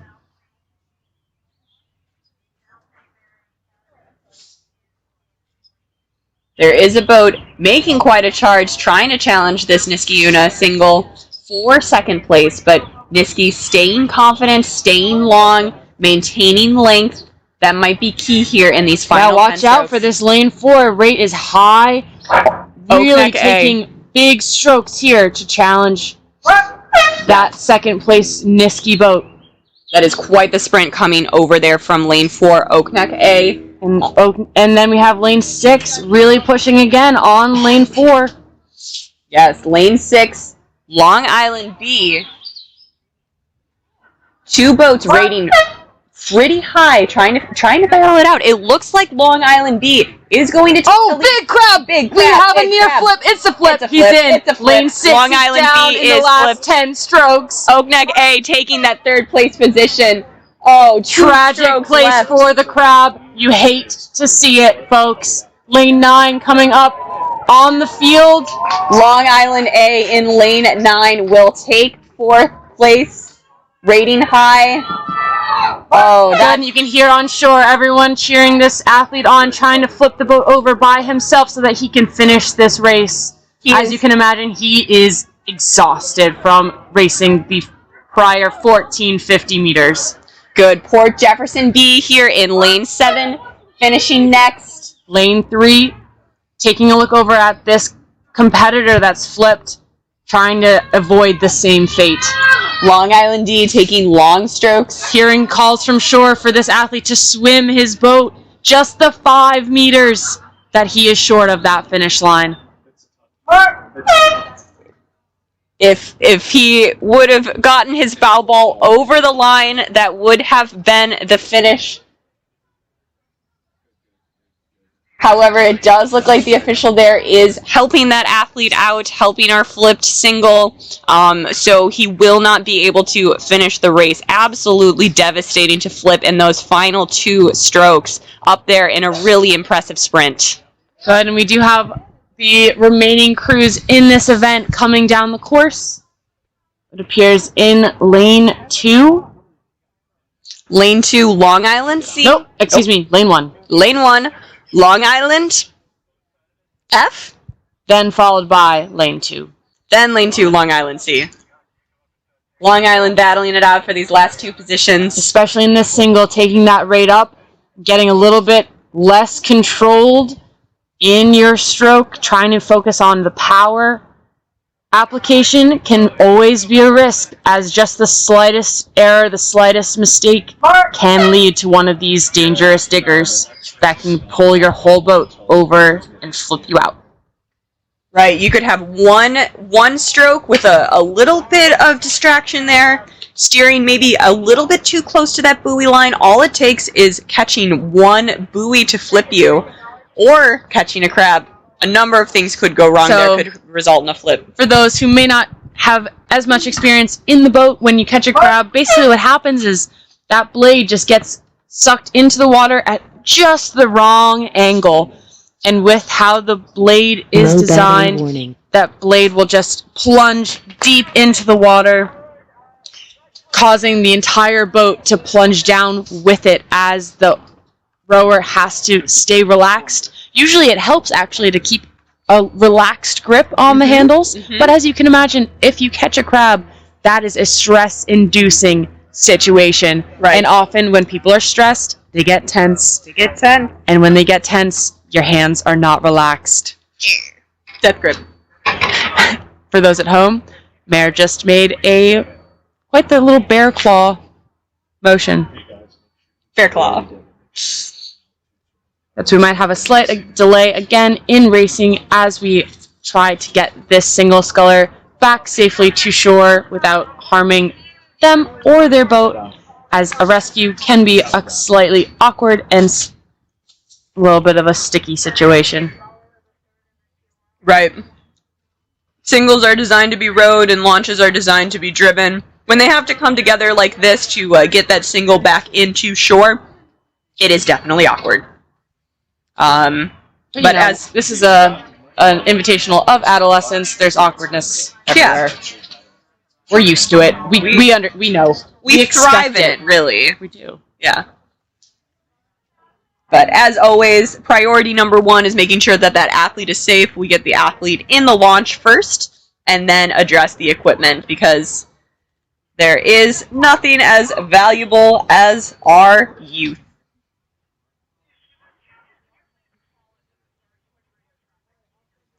A fine morning to flip, if I don't say so myself. It is. It's hot. The warm. water is cold.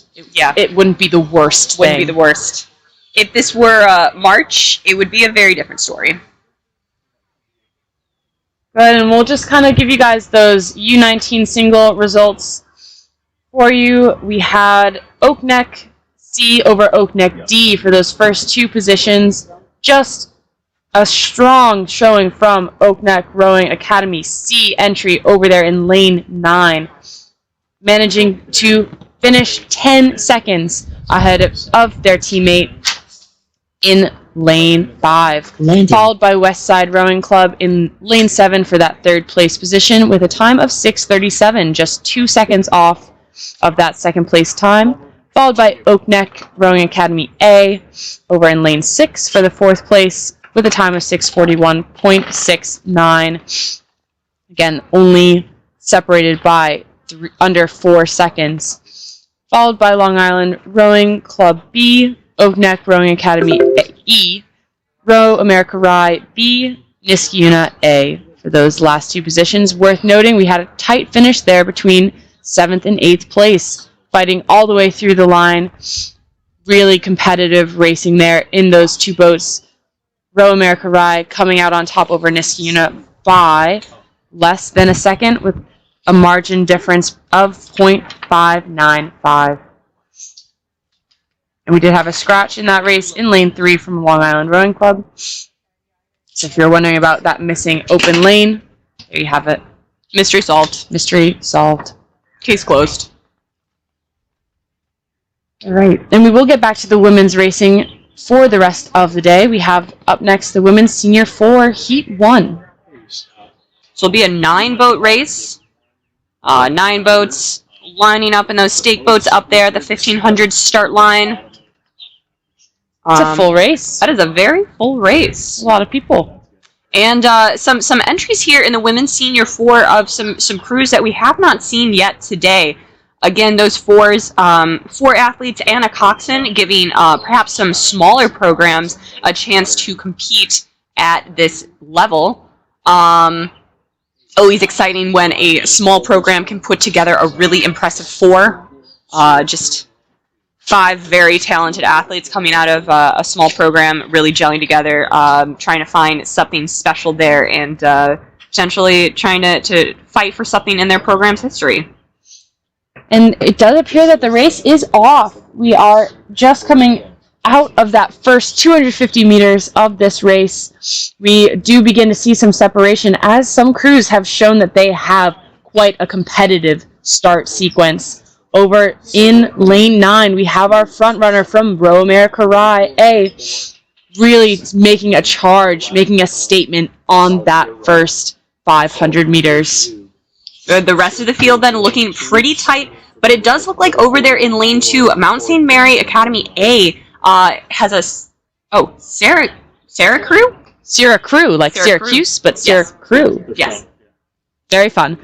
Really making a charge for that second place, but not to discount our boats in lane 5, 7, and 8, making charges all the way down this race course. A lot of overlap here in these remaining, in the whole rest of the field.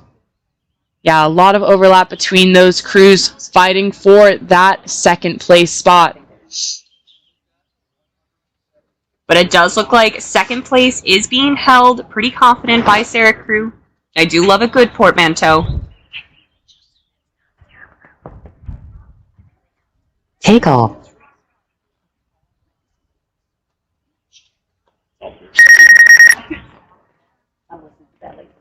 And we're just going off of the information that we have here on our heat sheet based on the entries. We as far as we know, this is the Women's Senior 4 Heat 1, competing for those qualifying spots for the final this afternoon. And that final in the 4 will take place. Oh, it is done. Will take place later this afternoon. Good, a lot of overlap there. It does look like maybe what a move from Sierra Crew! Oh my gosh! Really fighting off moves from lane 8 west side and lane 5. No, sorry, Lane lane 6. 6. Emma Willard. Really great move as lanes 8 and 6 make a move on that lane 7 crew from Port that did have a strong start. Now, and it does look like Emma Willard maybe has a slight advantage over Westside here. Maybe 1 or 2 seats of up on that other crew, but over there, Sarah crew trying to put a little bit of distance between them and the other crew, trying to qualify a little bit more securely, but these crews not making it easy over there on the other side of the course. All of these boats do have 1 lane separating them, so not the tightest race side to side. A little bit more challenging for these crews to look across the field and see what they need to do to put their bow ball over the line first. Row America Rye in lane 9, entering the final 250 of their race, coming in hot, trying to qualify decisively for the final this afternoon. Looking strong, taking long strokes here. Followed by lane 3, Sarah crew coming through. I feel like I'm just making a bad pun every time I say it, but it's true. Sarah crew, they're coming in. Good. Row America Rye taking their final strokes here in lane 9. Really clean release around that finish. Awesome to see a crew with that command of the technique. Yep. With a bucket in the middle of that 4. Bucket rowing well together. 2 and 3 seat. Nice bucket job. In this lane 3 boat from Sarah crew. Guess a bucket's the way to do it. The way to row a 4. Good. Followed by lane 6, charging behind. Lane 6, Emma Willard, fighting off a charge from Westside in lane 7. In lane 8. In lane 8, excuse me. Yeah, coming through. Final strokes here. Trying to keep it clean, making sure that they finish out this race as well as they started it. That will Good, and following behind, we have lane 7, charging with open water ahead of lane 4. Lane 7, Port, over lane 4, Liverpool. And we have a tight race for these last 3 boats charging down the course. We have lane 2 with a slight lead, but maybe some slight fracturing between the rowers as they fatigue in these last 20 strokes. Followed tightly behind by lane 5, what appears to be Fairport. So lane 2, it's Mount St. Mary over Fairport here in the final strokes. Oh, looked like one side of the boat missed a stroke there. Is that enough for Fairport to make a charge and finish it out? It is not. Mount St. Mary's in lane 2 will finish over Fairport. And a great showing from this lane 1 group of Mount St. Mary B. Really tight racing across this entire field. Great showing from this Heat 1. And we do have results, not from that immediate race. We'll wait for that for just a few moments for Timing Shed to make sure they have an accurate count of the finish order and timing. But from that men's U17 single final, we did have that unfortunate flip from Long Island Rowing Club over in lane 6. But we do have the finish order for the remaining crews. In lane 5, we have our winner, Oak Neck Rowing Academy B, with a time of 6:59.07. Far ahead of the remaining of that race, we have second place Niskayuna A, 7:17.73, a whole 18.5 seconds behind our winner. Just shows the tenacity and fitness of our winner, Oak Neck Rowing Academy A, or Academy B entry, excuse me. A little upset. In third place, we have that Oak Neck Rowing Academy A entry with a time of 7:30.6. Fourth, we have Long Island Rowing Club. Fifth, Port Jefferson. Sixth, Long Island Rowing Club D. Seventh, Long Island Rowing Club F. And eighth, Long Island Rowing Club C. Great racing in that men's U17 single final, especially after what a tight turnaround from their heats earlier this morning. Can't ask for really a much more dramatic race than that. A crab just shy of the finish line. Just 2 strokes to go. An hour turnaround from the first time. Again, would never pick plane flights with a layover like that one. But these young athletes, these U17 singles attacking it with a lot of intensity. Some paddle boarders in the race course. Oh, we just love it. About the 300-meter to go mark, we do have officials scoping out the scene, making sure that they are not impeding on racing. Yeah, we do share the water with many boaters and watercraft here on Fish Creek and Saratoga Lake, trying to make sure everyone can have their day on the water. Sometimes there's the occasional seaplane that might land on Saratoga Lake. I see one flying above us now. I hope they don't land right here, right now. Wow, I did not expect to turn around and see that, so thank you, Hannah. I was just anecdotally talking about a seaplane, but we have one to look at right now. In years past, there was once a homemade submarine on Saratoga Lake. Wow, I've heard of that homemade submarine. Yeah. It is a... What is it? Is it not licensed? Registered. It's registered. I believe it's not registered. The police boats can't do anything about it. Just a submarine cruising around. Just your typical neighborhood submarine. My favorite, outstanding craft story is in Charlottesville, Virginia. You do have the occasional hot air balloon that will come right down to the surface of the water where the University of Virginia crews practice. It is a lot of on the Ravenna to row there. I'm not sure exactly why there are so many hot air balloons in that area, but it does make for fun training. There must be a hot air balloon business nearby. We do have this women's senior 4 Heat 2 underway. We have a tight race for first between this green and blue boat on the either side of the race course.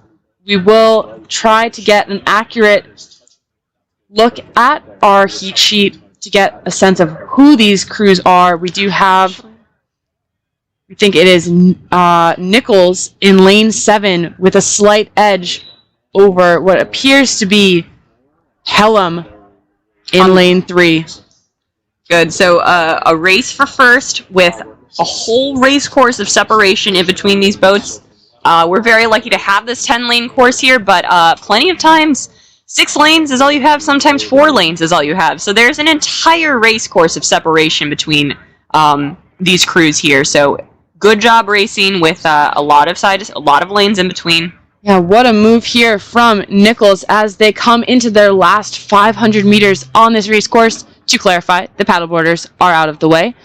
But the racing is clear, and that coxswain sees clear water ahead as no crew seems to be able to match their last 500-meter push. Good. All of these coxswains sitting in the bows of their boats, their heads just barely visible over that bow deck, but able to get a clear view of the rest of the field. It does look like this Nichols crew over here on the lane close to us on Saratoga is making a push. Will it be enough for them to guarantee a first place spot here in this final, or in this heat? Now I want to see with my binoculars that is lane 3 charging on our leading crew in lane 8. All right. Pardon us, it is actually Pittsford in the lead here. Really impressive sprint from Pittsford as they come through the last 10 strokes of this race. Good. So Pittsford really able to take a very commanding lead here. But don't count out the actual Nichols in lane 7 charging on this crew in lane 3. All right, so Pittsford must have had that lead the whole time, and they were just not visible to us on the drone shot that we looked at that time. So very nice performance there from Pittsford. Very commanding. It will be Pelham over Nichols just by about 1 length of the 4. Followed by quite the lively sprint from lane 9. We have our crew from Baldwinsville, that coxswain giving it everything that she can. She may not be able to actually contribute to the boat speed physically, but she is giving everything she can to her rowers to get their boat, their team across that finish line. And it appears to be lane 4 and lane 5 battling it out in this last 20 strokes. Lane 4, Shen leading Fayetteville Manlius in lane 5, trying to cross the line cleanly. through that last sprint. Not an easy task. Things get very stressful when that rate goes up and you're under all that fatigue from the preceding meters of the race. Good and great racing here from our lane 2, trying to keep it short and snappy in that far lane here. Lane 2, Emma Willard B finishing it out here.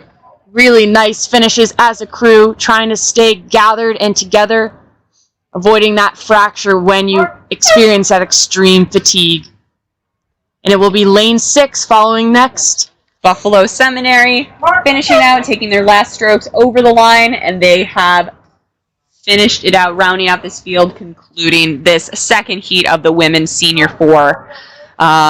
Again, those crews racing 4 spots in the final this afternoon. 17 crews. We can imagine the final will only be 10 boats max. So a lot of crews knowing that they need to place well in that heat in order to make it to that final. Absolutely. Not taking anything for granted.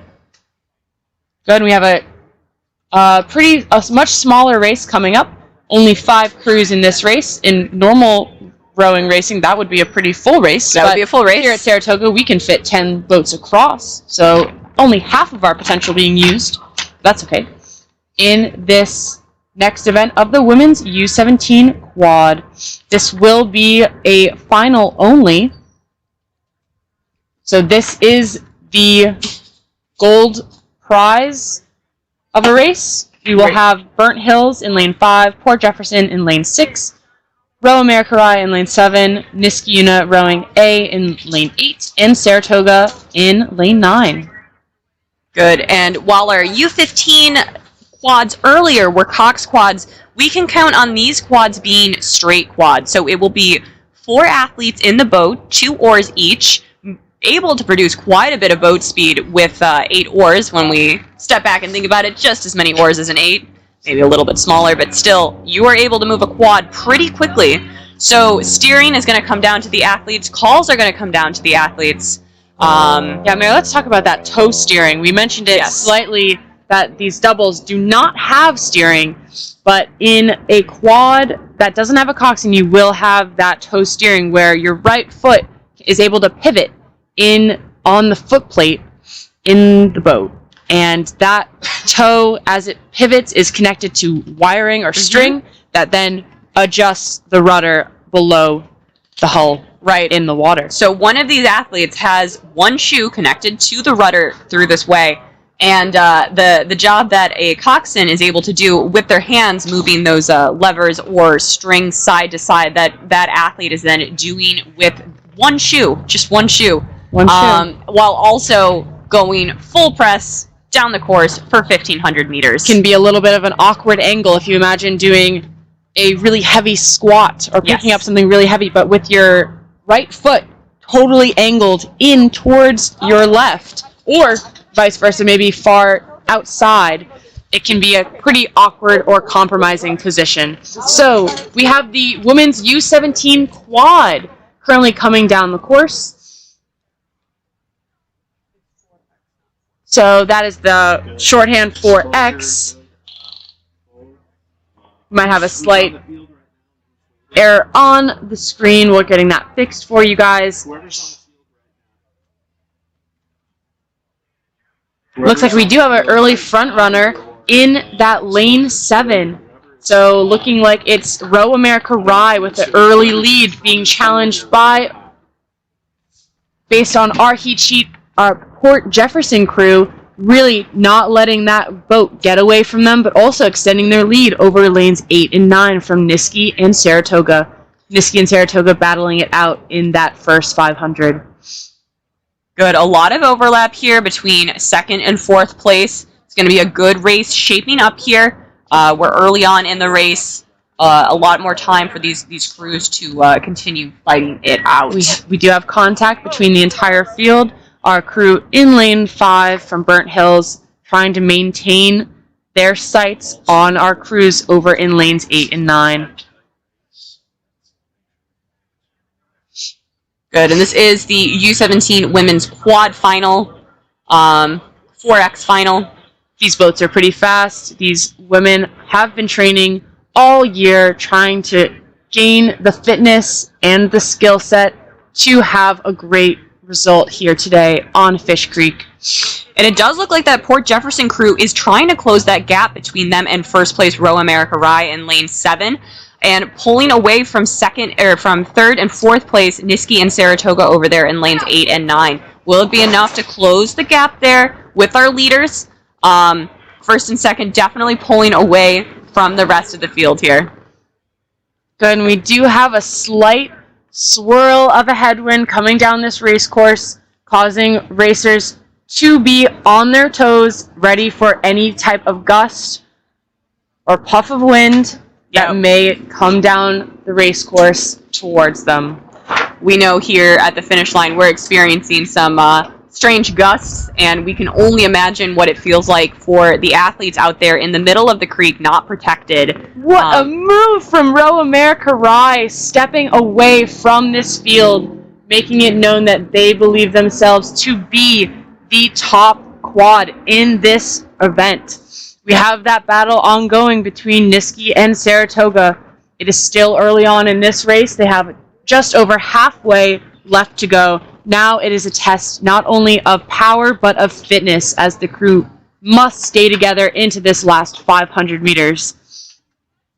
Absolutely. This part of the race, everyone is fatigued. All of that adrenaline has worn off from the start, so they're just trying to dig deeper. The crew with a bigger reserve of fitness might be the one to come up on top, but don't discount the strength of the mental game that some of these athletes are able to play. We've had a near matching of speed of these 4 following boats behind our leader. Burnt Hills not giving up as their coxswain, or no coxswain, as their ability to hang tough even when they're down and not get discouraged is admirable, as we see them charging down the course, approaching the last 250 meters. We have quite the race for second through fourth.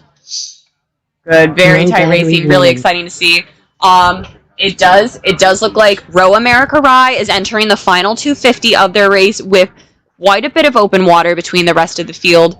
These ladies looking strong.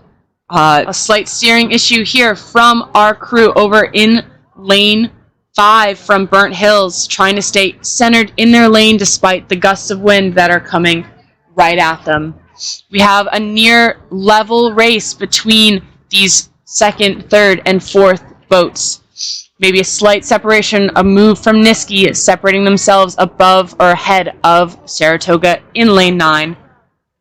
Couldn't ask for more drama than this. Oh, I do see that our leader appears to have maybe caught a small crab in the final 100 meters. Quickly recovering though, quickly building that rhythm back up, handling the conditions well. Slight differences in stroke length in that leading Row America Rye boat, trying to stay matched and avoid that fracturing that can hurt the boat speed. Good, looking for one entry, one extraction of the blade from the water, ensuring the cleanest possible finish. Good, and it looks like Port Jefferson will be hard to catch in this women's U17 quad. They are having quite the sprint. But we do have this ongoing fight all the way down the course between Niski and Saratoga. We have teammates on shore cheering with all of their might, trying to help their teammates in any way they can without being in the boat themselves. Yep, doing everything they can from the sidelines here, being as loud as they possibly can. These two boats. Really great charge from Saratoga. It's too close to call. Too close to call. Oh, Niski Una catching a crab in the final strokes there. Was Saratoga's final push there enough for them to catch it? We will have to wait to see those results. Wow, very exciting finish there. Great finish from Burnt Hills there, finishing out the field. What a race between Saratoga and Niski all the way down the course.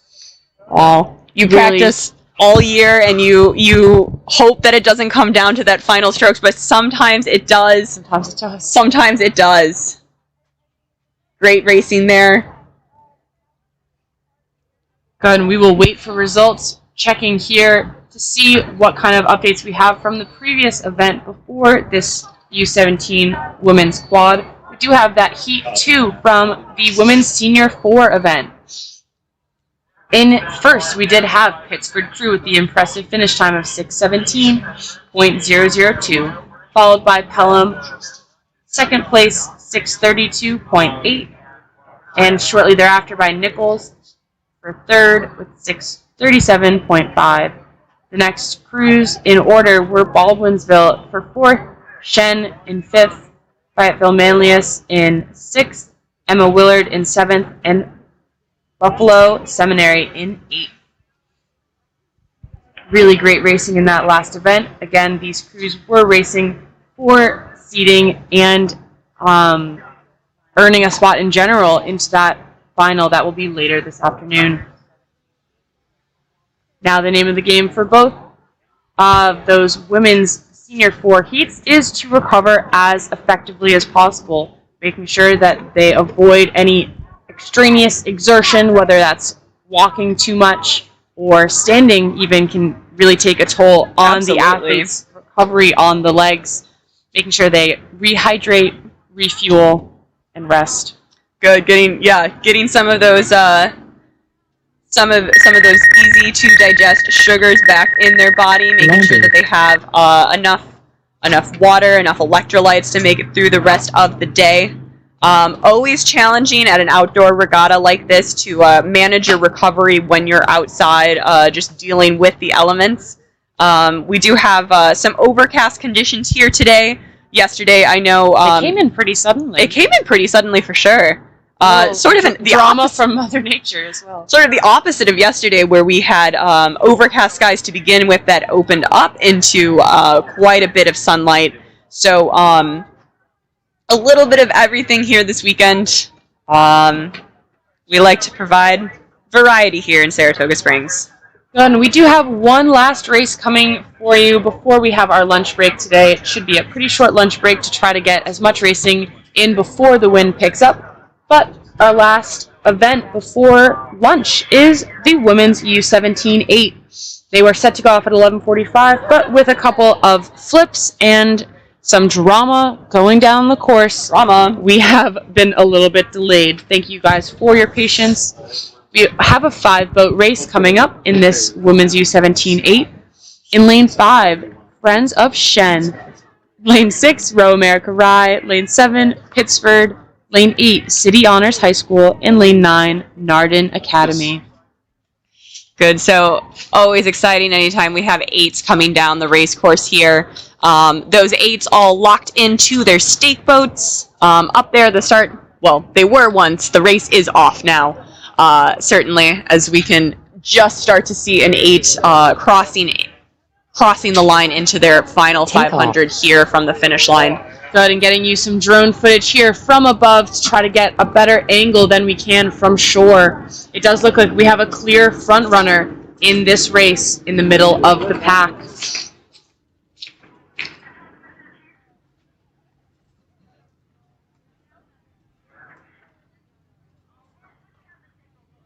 But it looks like our front runner is Row America Rye, followed close behind by Pittsburgh. Good. These two crews with quite a few boat lengths of separation from the rest of the pack, but the 3 remaining crews really battling it out for that 3rd place position. Again, this is a final here. Crews are racing for medals.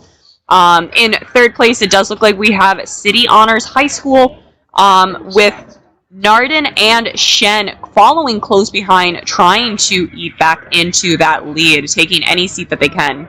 But we do have Row America Rye and Pittsford entering that last 250 meters, really showing all that they have in this sprint. The sprint is very technical, but it's also quite a display of fitness, of your really explosive leg muscles. Right. To these athletes in the middle of the sprint, I'm sure it feels anything but technical. I'm sure they're just trying to go to the line. It really depends on their training that it is automatic at this point. They can press go, they can sprint when they need to take that win. Yeah, touching on muscle memory here, relying on all of those habits you've built over the course of your season and your rowing career to this point. Good. Row America Rye crossing the line here at a high rate, looking very clean. Impressive very nice. U17 boat there, coming with less experience in that age category. Absolutely. Pittsford. Coming up, we have our Lane 8 crew from City Honors, just about a length of open above Shen and our crew from Narden. Good. A really tight battle here, shaping out in the back of the pack between these three crews. City Honors High School battling it out. Looks like they are going to take that third place position. Gosh, it's green versus green, Narden versus Shen. It looks like Narden just has a slight advantage, maybe 3 seats. Wow. Really tight racing, and all 8s checking it down. Fast boat class. Want to make sure they stay safe and avoid collision with the marina at the end of the finish line. Yep, all crews today doing a great job of checking it down. As you can see from that drone there, that marina is right behind lane 9. So everyone having a lot of awareness, even in a time when oxygen might be low in their body, that lactic acid burns, but they are able to follow commands incredibly well.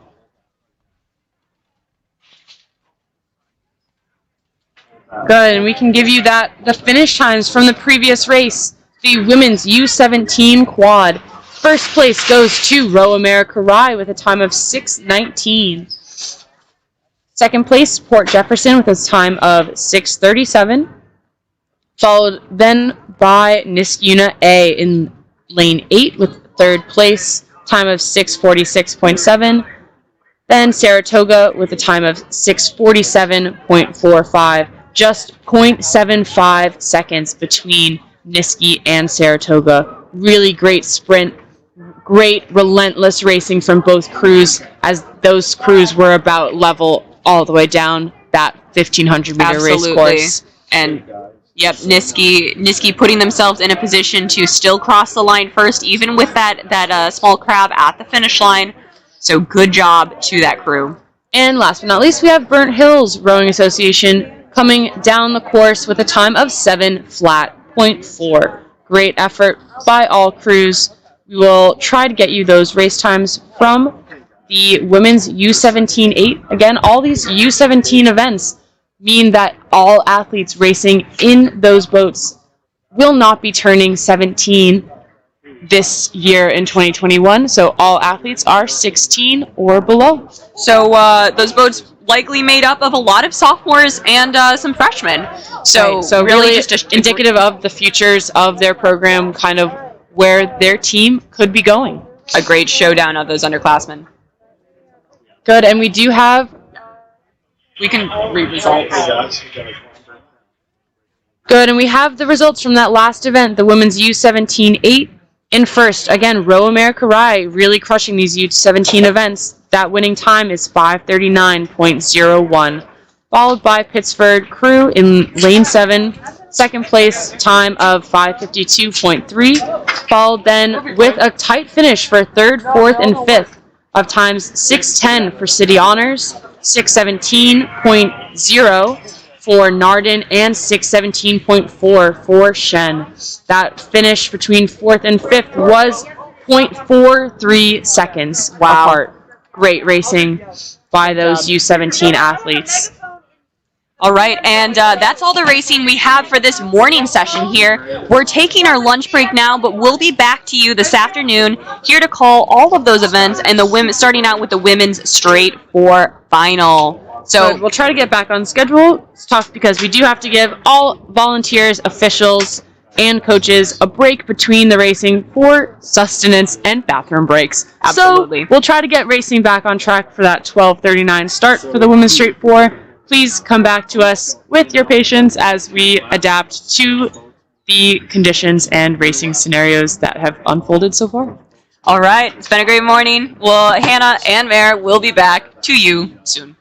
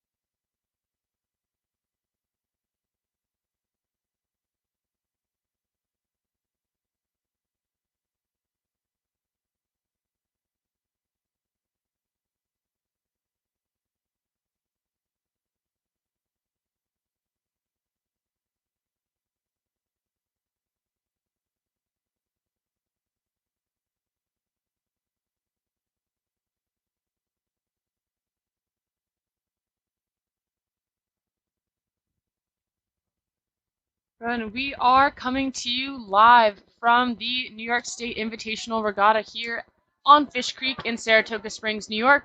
We're coming to you live with the first race after their lunch break of two Row America Rye straight fours, tearing down the race course in the faster version of that Sweep 4 event without coxswain. So again, these rowers are steering themselves down the course. Yep. Both boats very tight together here in the final 100 meters here. This must have been a very good race coming down the course. Some good inter-squad competition between these two Row America Rye straight fours. And it will be Row America Rye A with almost open water on Row America Rye B. Really high stroke rate from both crews. Impressive boat moving ability here from Row America Rye. Good. Both boats crossing the line beautifully. Very clean, very confident, high stroke rate up in that straight four. Good. We do have that really spicy the last test for these rowers is to check it down right after they finish so that they do not collide with the marina here on the Saratoga shore. Good. One final challenge. After you win your race and cross the line, you've got to make sure that you do not hit a marina. Just trying to keep things spicy here on Fish Creek. So that, again, is the first event of this afternoon session of racing. We have that women's straight four event, so sweep boat class, no coxswain, 4 rowers, 4 oars. Great showing from Row America Rye. Up next, we have the women's U17 4. So this will be a coxed 4 event. That is typically the norm, so if you just see 4, it typically means with coxswain. So this U17 race will have four teams competing. We have Emma Willard School in lane 6, Friends of Port Rowing in lane 7, Pelham Community Rowing in lane 8, and City Island in lane 9. Good. So going back to that U17 age group, all of these athletes are 16 or under for the remainder of the year. So we're again looking at a race with likely some sophomores and freshmen in high school. So a real good showdown of our younger athletes from all of these programs. And actually, neighbors is Pelham and City Island Rowing, both in that northern area above New York City. An interesting showdown between those two clubs. Right. We're excited to bring you all of this New York State competition meeting up here in Saratoga.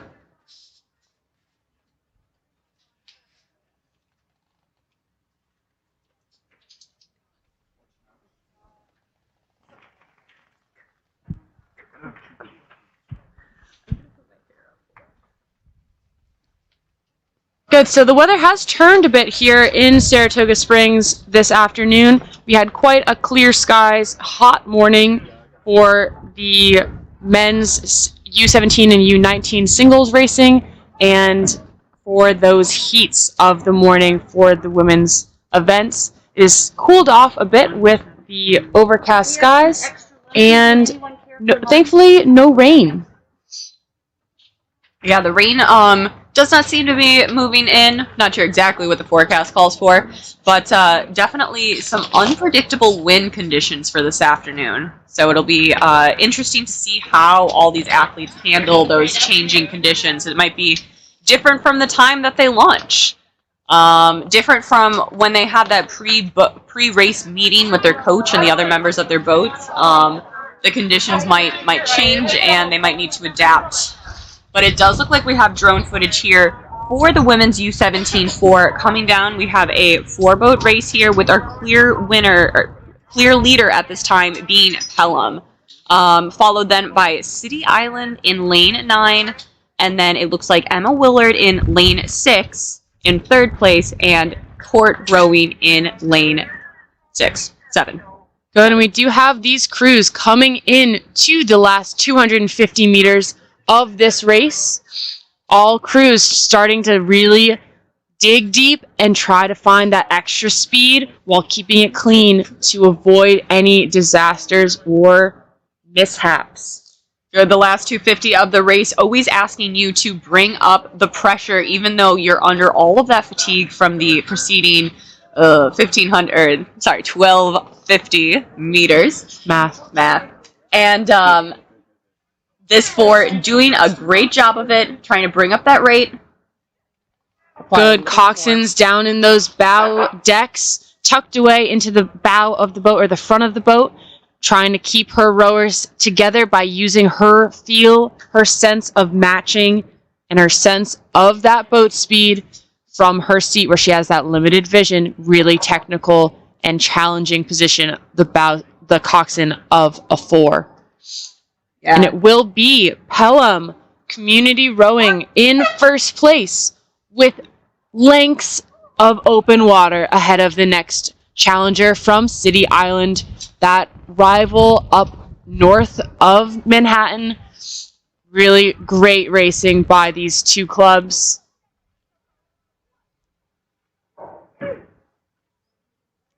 Good, we can hear that City Island coxswain calling for those final strokes, just counting up for her crew, trying to give them an idea of how many strokes are left in this race. Next, we do have Emma Willard crossing the line, looking strong, and Port Rowing recovering from a slight bobble there in the final 250, regrouping quickly and building back up to that race pace rhythm, building back up to a good sprint here. Good, great racing from all of these U17 women's 4s. The 4 is a very important boat to learn how to row well. They're very sensitive compared to the 8 and take a lot of early development and skill, especially at the U17 age group level. Right, those 4s, when you put a coxswain in a 4, the boat is moving pretty slowly in comparison to a straight 4 and especially to an 8. So these races are going to take a little bit longer than some other boat classes and feel a little bit heavier for those athletes. It's also can be a little bit challenging to find the set of some of these boats, but these girls making it look easy as they come over the line, no doubt from a lot of practice from this whole year. Good, so we do have those times for the previous race, the women's straight 4. Row America Rye A with a very fast finish time of 5:30.09, just 4 seconds ahead of Row America Rye B with a time of 5:34.02. The race upcoming is the women's U17 double. We'll have 3 boats in this race. Oakneck all the way on the left-hand side of your screen. Well, previously the left-hand side of your screen. Saratoga in lane 9 and Oakneck B in lane 7. So a 3-boat race here, 3 doubles coming down. Trying to find really the ultimate partnership. Good, they are entering the last 250 meters of their race, coming speedily down this course. The headwind does seem to have died down. It's more of a direct crosswind now, pushing crews to their right side onto that port side of the boat. But crews are coming down the course fast and furious. In the lead, it looks like we have our front runner in lane 9 of Oakneck Academy A. That will be Oakneck in lane 9 leading, followed then by Oakneck B, and then Saratoga rounding out the pack there. These 3 boats coming down, quite a bit of separation between all 3, but Oakneck in lane 9 making it look pretty simple over the line, no doubt working very hard to produce this kind of result. Yeah, often when the rowing stroke looks simple, you know that they've spent long hours trying to perfect that sequencing and trying to find the most efficient way to move the boat. The rowing stroke is often referred to as the unintuitive motion. It's unlike most of what we've evolved to do as humans. So really trying to get in those hours practicing the movements and the skills Row America Rye B will finish second. And we have Saratoga coming down the course, looking strong. Really nice rhythm here from this double.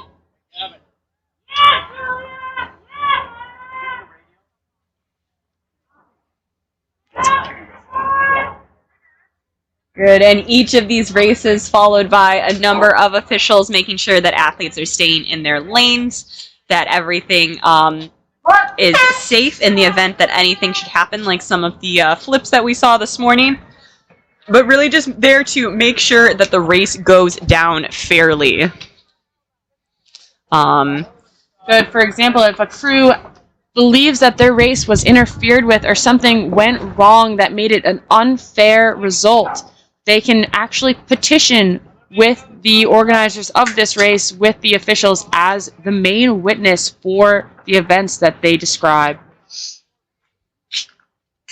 Sometimes this might be coming out of someone else's lane, veering into someone else, which can obviously cause mayhem that we do not expect nor want in spring sprint racing. Definitely not wanted. All of these lanes are wide enough to provide enough room for every boat to go down cleanly, but sometimes you just have that unlucky situation where two boats might veer towards the same buoy line at the same time, and you could get an oar clash. Not the most common result here in spring racing, but it could still happen. Might be something that you see a little bit more in fall head racing, where boats are going off one by one in a time trial fashion, and you might end up with a faster boat starting behind a slower boat and trying to pass in a challenging part of the creek or of a river. And we do have the next event coming down the course, the women's senior quad event, that 4X. We have, looks to be 7 boats in this race coming down through that first 500, entering that middle of the race. In lane 3, we have Shen. Lane 4, Niski. Lane 5, Port Jefferson. Lane 6, Shen A. Lane 7, Oak Neck. Lane 8, Saratoga. And lane 9, Row America Rye. It does appear like we have 8s coming down the course, not as written on the schedule. So we can only assume that we've skipped the women's senior quad for some reason that the officials have deemed necessary, and we are looking at the women's second 8. We're right here. Yes.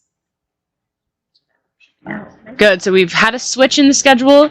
No harm, no foul, just adapting best we can. So we are looking at Pittsford in lane 7, Port in lane 8, and St. Anthony's in lane 9, a clear front runner from that middle crew of Port.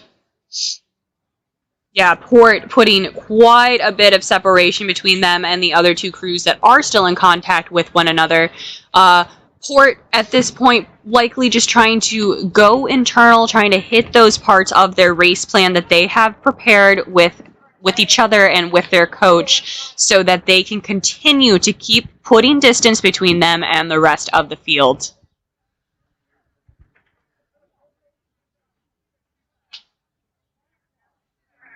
Port looking clean here.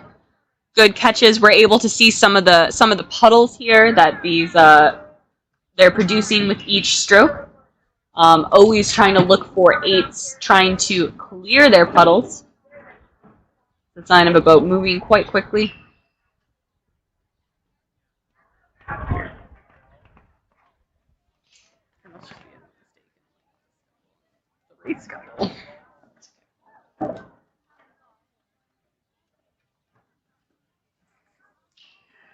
Good. Quite a lot of separation here as the crews come through the last 250 meters.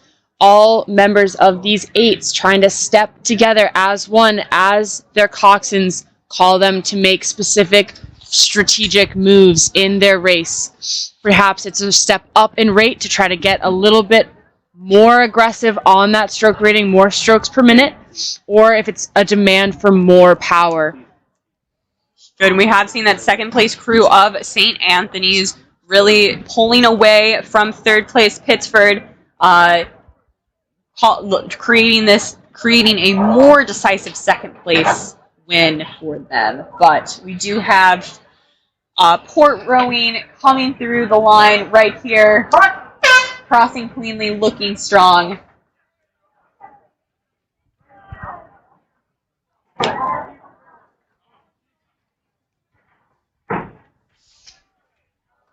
St. Anthony's looking very strong here, trying to keep that stroke length long, using full range of motion that the human body can leverage against those oars. Really nice V-splash from these rowers as they try to catch that blade in the water before their legs start to push so that they don't waste any energy. Good, yeah. Anytime that a crew is able to put their blades in up there at full compression, where you're very unnaturally leaning out to one side of the boat in a sweep boat like this, you're trying to get that blade in up there at full compression, getting the longest stroke that you can through the water, the longest arc of that blade through the water. Good, quite idyllic here, even as the rowers we know are fully exerting themselves to the point of complete exhaustion. It does appear quite graceful as these rowers come across the line. And we see this little goose family. I count maybe a dozen goslings. There is a very tucked large between those parent geese. A very large goose family that did just cross through those big orange buoys. I wonder if we clocked their time. I would love to know, yes, if the timing people in the timing hut were able to get a time on that goose family, because again, it is an impressive performance here across the board in all lanes. So we do have that women's senior quad event coming up next. So as we called just moments ago, we will have 7 boats in this race. Shen B, Niski A, Port Jefferson A, Shen A, Oak Neck A, Saratoga, and Row America Rye.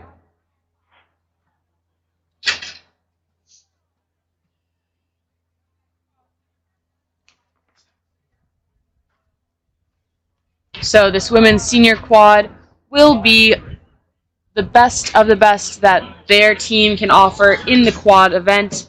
These girls can be anywhere from freshmen to seniors, no age limit or cap. They might have some of the top athletes in their program in this boat, as the quad is known for being a powerhouse boat. It is big enough to let some of those technical quirks or technical issues slide a little bit more, as you can hide with the number of rowers in your boat to kind of balance out those quirks. So if you have a powerhouse that may not be the cleanest rower, the quad might be the place for her. Unfortunately, I have been told that is me. Yeah, yeah. I think a lot of us have lived that experience.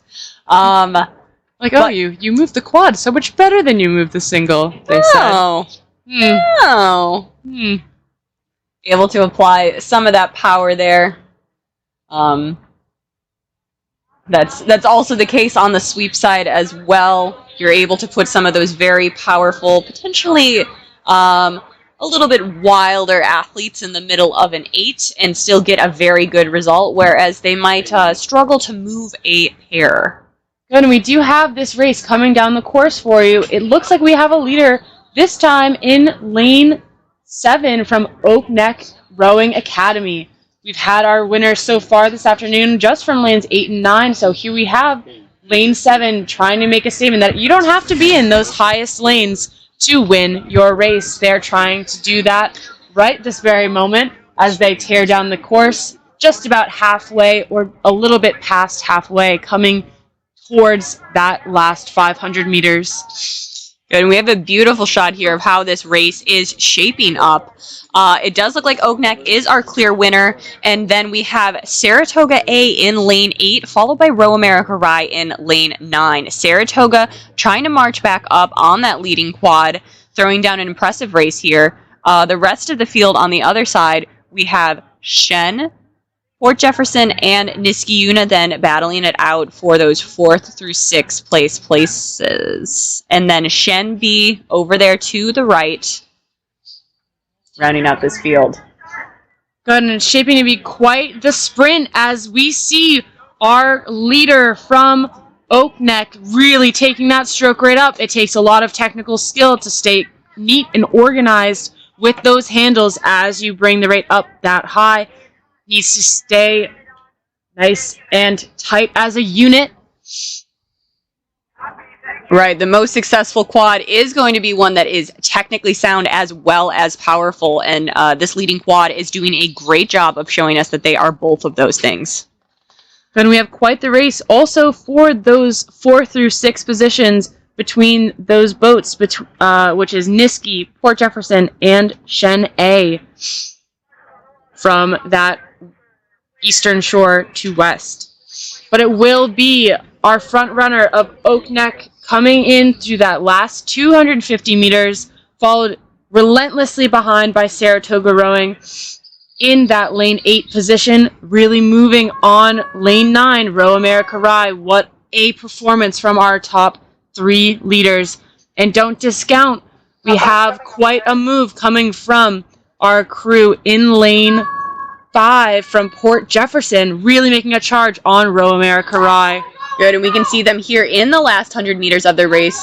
Row America Rye maintaining that lead. Saratoga looks to be in second, but being challenged by Port Jefferson there on the other side of the course. It'll be hard to watch whether or not Port Jefferson or Row America Rye comes out on top. In this coxless event, rowers can't really look out too much from their boat. It'll be all about internally going for it with everything they can. There will be Oak Neck, followed by Saratoga in second place. What a move from Row America Rye to get their bow ball out in front, just a seat ahead of Port Jefferson. That bow seat clearly looking over and making a call to her rowers. Shen crossing the line next.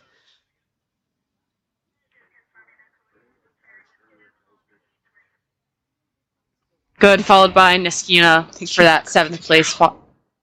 And then we have one more Shen boat making their way down over there. 6th place, excuse me. Over there on the other side of the course. Looking strong here. Catching really well together. Here in their final sprint, their final 100 meters. Good, and as we wait for that next event, the women's senior pair, we can give you some results from the racing that we've seen so far.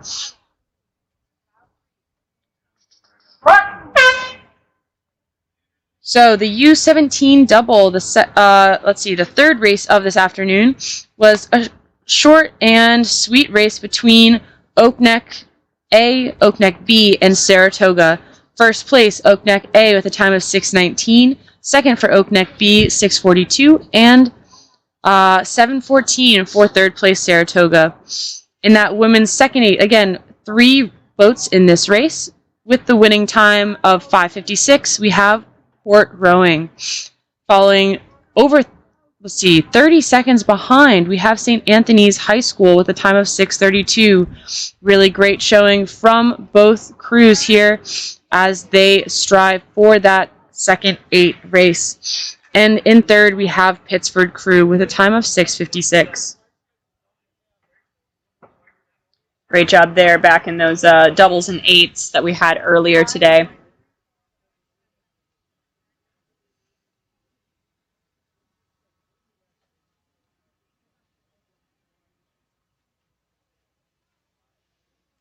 Good, waiting on those times from that full event of the women's senior quad. We had a whole 7 boats in that race. Great opportunity for these teams to have exciting races between multiple teams of competition, trying to see how they compare in one go of this 1,500 meter distance.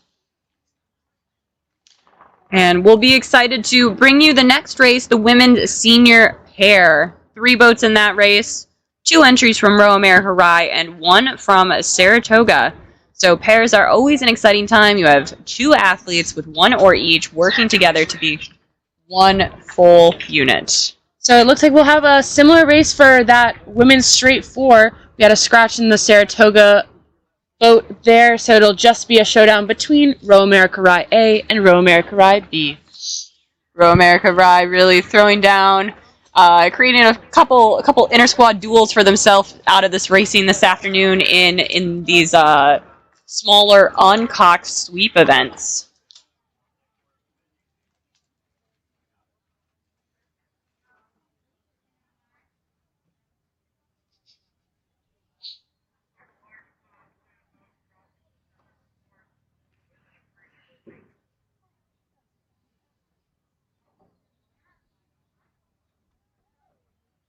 Yellow. It says something.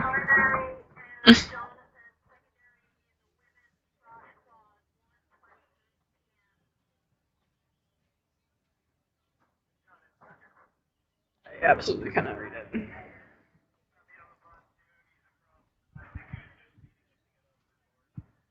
Good. The whole regatta operation today doing a great job of navigating around all of the other boats that we share Fish Creek with, whether it be kayaks, paddle boards, other people out there on some boats enjoying this pretty nice day still. We do have some times as we wait for that women's senior pair event to get started and get closer to us down at the finish line. For that women's senior quad, we did have Oak Neck Rowing Academy with the winning time of 5:34, followed by Saratoga with a strong second place time of 5:37.6, just 3.5 seconds off that first place. In third, Row America Rye with a tight finish over Port Jefferson, 5:44.16 over 5:45.71. Difference between those two crews, just 1.5 seconds. Tight margins. Next, we have Shen A in fifth with a time of 5:52, closely followed by Niski A in sixth with a time of 5:53. Last but not least, we have our seventh place crew of Shen with a time of 6:36. Great racing, all boats finishing just about a minute apart between each other. Really great intensity by all rowers to get down the course as best they can. Yeah, all crews really bringing the intensity all the way down the course. We love to see it. Because in a year where we haven't had a million race experiences like we may have had in years past, A million, Mare. Yes, A normal year where you race 1,000,000 times. 1,000,000 times. We're having a few less than a million.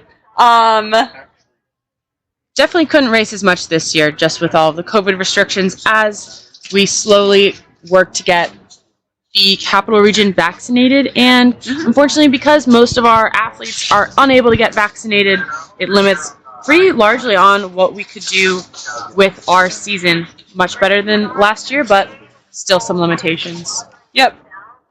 But as those vaccinations open up to 12 to 15-year-olds, we're looking forward to having a lot more of the boathouse vaccinated. So it does look like we are lining up eights at the start line, not the pairs. But let's see what we could be skipping to. We might be going to that women's Frosh 8 event. This will be a six-boat race here. So we're seeing those 6 boats make their way into the stake boats, those tiny platforms, each manned by a volunteer. Thank you, volunteers. Likely, each of those stake boat holders are one of the Saratoga athletes here. A lot of them are the boys who raced yesterday, so they're out there just trying to grab onto that stern deck as that boat comes closer, so that we can have bow balls starting level all the way across the line. Good, and you can see the boats do have to kind of maneuver carefully as they are surrounded by their competition and the equipment that secures the stake boats in place, so the coxswains have to navigate through those stake boats and then go past, only to back it in with usually their stern pair, maybe stern 4, so that they can lock right in the middle of that platform for the stake boat holder to hold on. Good. From there, you often see the bow seats, as Mare mentioned earlier, often charged with most steering in the boat when the coxswain cannot use their steering mechanism that controls the rudder. So the bow seat and 2 seat will often be tapping it around or even passing their oar up to do what's called sculling in sweeping. It's confusing. But Maybe not the best named move. Definitely not. But trying to get their 8 aligned straight down the course so that when that marshal on the starting platform waves that red flag and says, "Attention, go," that they are going straight A to B down the course. Good. So as we're getting these last two crews locked onto those stake boats, those crews that are already locked on are trying to maintain their points. Coxswain's calling for bow pair to make small, tiny adjustments, nothing too drastic, so they can start out even and centered in their lane. If they were to start without that even point down their lane, very high likelihood of collision. They might careen into another crew. Or I guess if you are in lane, what is that, lane 3? Let me see. Lane 4? I can't tell from this angle. Lane 4. Lane 4. So if you are Mount St. Mary's A over there in lane 4 and you keep that point that they currently have just askew to their port side, they're going to have quite the long race ahead of them as their coxswain steers back. Yep, and we want that race to be as short as possible. We can see these freshman aides lining up here, a wide variety of colors, providing you with a pretty colorful race here. At the top of your screen, that is Pelham Community Rowing. Next to them is City Island. One lane over from there is City Honors High School, then Row America Rye, Buffalo Seminary, and Mount St. Mary's Academy, just locking on to their stake boat there at the bottom.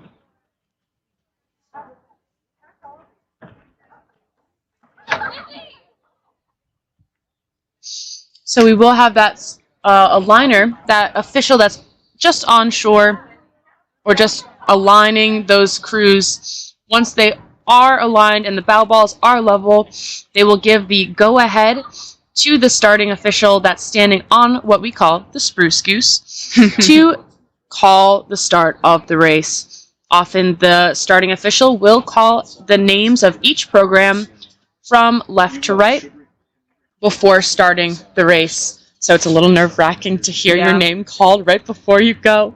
Yep. Who are you representing? Who are you? Waiting to hear your school's name.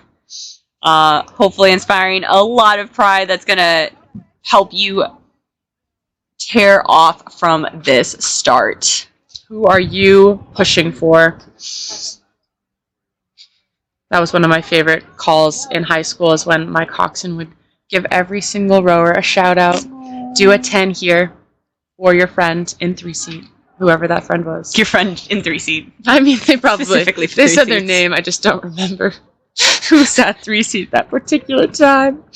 That's fair. That's fair. I found it very motivational. I always like that too. When Do it for your teammates if you don't do it for yourself. coxswains would make calls for pairs in the boat in the middle of that race, and like you may do it together. You may not want to do it for yourself, but you don't want to let down 5 and 6 seat. No. Never let them down. And if you are 6-seat, you don't want to let down 5-seat. No. No. All right, these crews doing a great job of getting themselves pointed, locked onto their stake boats, waiting for the start here. Waiting for that signal to come in the form of that flag being dropped on that start platform just off screen. The wind really has died down. Everybody knock on wood at home. Thank you, Mare. That was on a plastic table. It's a plastic table. It's the closest we have. That's all we've got. Good. These crews looking like they're about to go off. Oftentimes, the race start is fast and furious. Got to make sure everyone's keeping their points. It is challenging as the 8s do actually pick up quite a bit of crosswind just on the hull itself. It can almost act as a tiny, long, low sail. Tiny, long, low, but also massive because it's an 8. Because it's an 8. Huge boats. Sometimes we forget, especially after this year, of not a lot of 8s rowing for our program in particular, but 8s are big. 8s are really big. How long are they? 60 feet? Oh 60-something feet? Oh my god. Just guessing. I don't remember that for sure. It sounds large. So Sounds very large. Like it, yeah.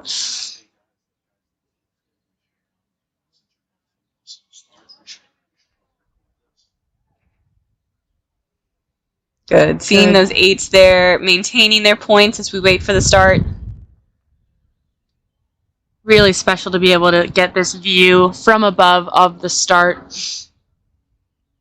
A part of the race course most spectators would never see unless you're potentially riding alongside the course on a bicycle.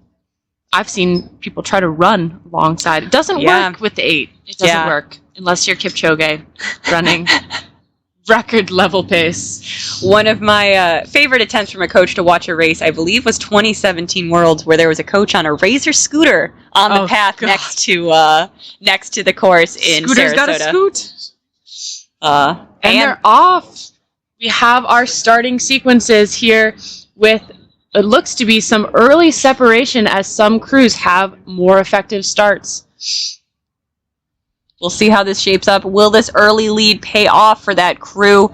3 lanes over, Row America Rye starting to pull away from the rest of the crew. And don't discount, we have Pelham and City Island over there in lanes 8 and 9 with strong starts as well.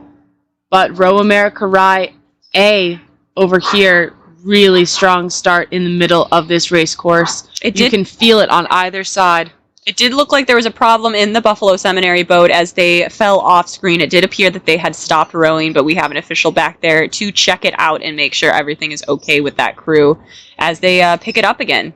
And there can, while you never like to see a boat stopping sort of situation, like what we're seeing here, it sometimes can be that advantage where you feel like you're rising above the fray when another crew suffers from an issue, but you can remain unscathed as you come out.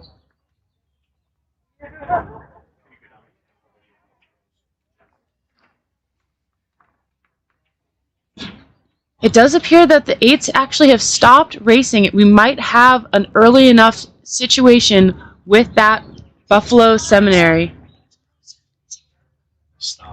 Oh. It looks like they have stopped. It's not a frozen feed on our end. You can kind of see the water moving. It looks like we will have a restart as the boats will bring it back to the start line, hopefully get aligned and straight down their line, down their lanes, faster than that first time. Good. Second time's a charm. It will be challenging for some of these boats, too. They do have to spin around to row back and then spin around to lock into the stake boat the same direction. So it is the officials' call for when or whether to stop a race and restart. Something must have happened to that Buffalo Seminary boat, that was not their fault, causing us to restart this race. Yes, we do always talk about the breakage zone of a course. That's the first 100 meters of the course where if there is an equipment malfunction, they are allowed to restart that race. Right. If that breakage happens outside of that zone, then it is still considered a fair race. So every time the race starts out, the officials are standing there making sure that all the crews make it out of the breakage zone fairly.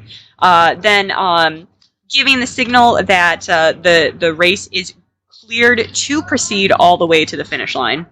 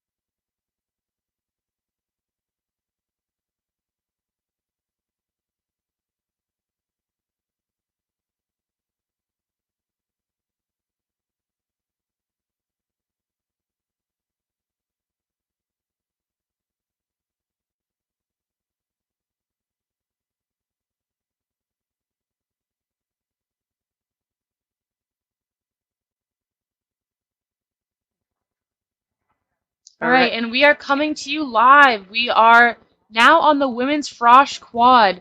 This is a 10-lane final. We will give you the women's frosh 8 final later on as those boats return back to the start after having a issue in that first 10 strokes. In this race, we do have 10 lanes of racing.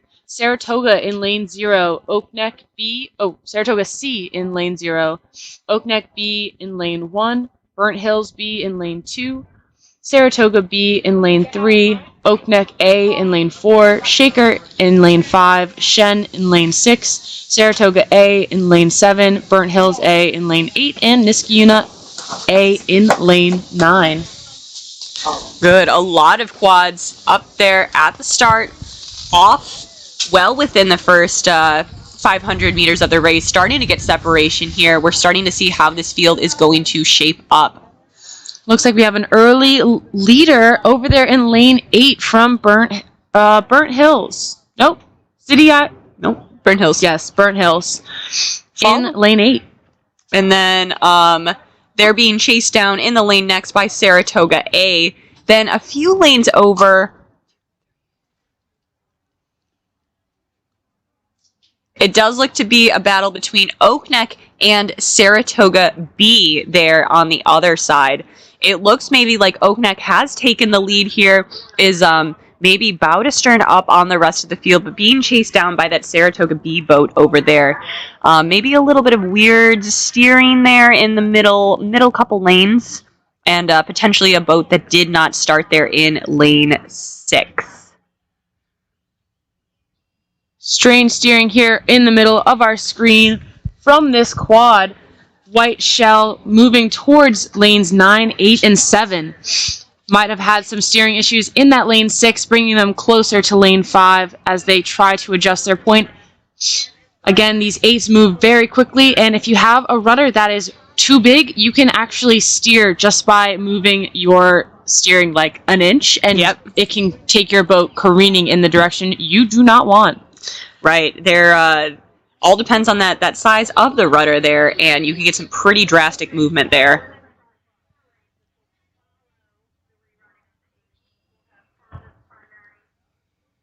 Good, and our front runner in the middle of our screen charging over against those leaders in the higher lanes, really trying to take that stand, make a statement here as they approach the last 500 meters of their race.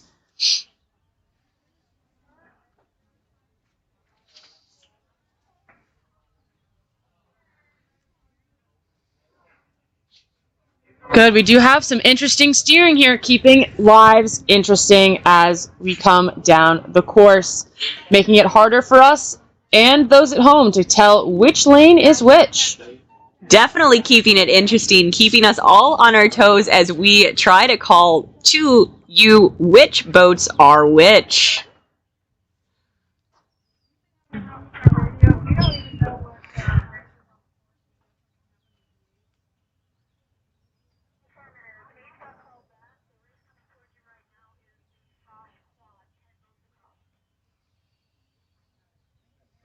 Very exciting to have 10 boats of quads here racing. Not many other places in the country that you can get 10 fully buoyed lanes for 1,500 all the way down. So a very unique racing opportunity for all of these boats here today and all of these 10 boat finals. Quick math, 10 times 4 is 40. 40 people up at that start line, all going off the line as hard as possible. And what a move do we have from this lane. Appears to be lane 4, but as they get closer, we'll get an eye on that bow number for you to confirm just who our leader seems to be. They've done quite a lot of impressive work to get to this lead. We want to give them all the credit they have earned. Right, they are crossing into the last 250, well into their last 250 here, trying to bring the rate up, attacking their sprint to try to put more distance between them and the rest of the field. It is your lane 4. Lane 4, we have 0, 1, 2, 3.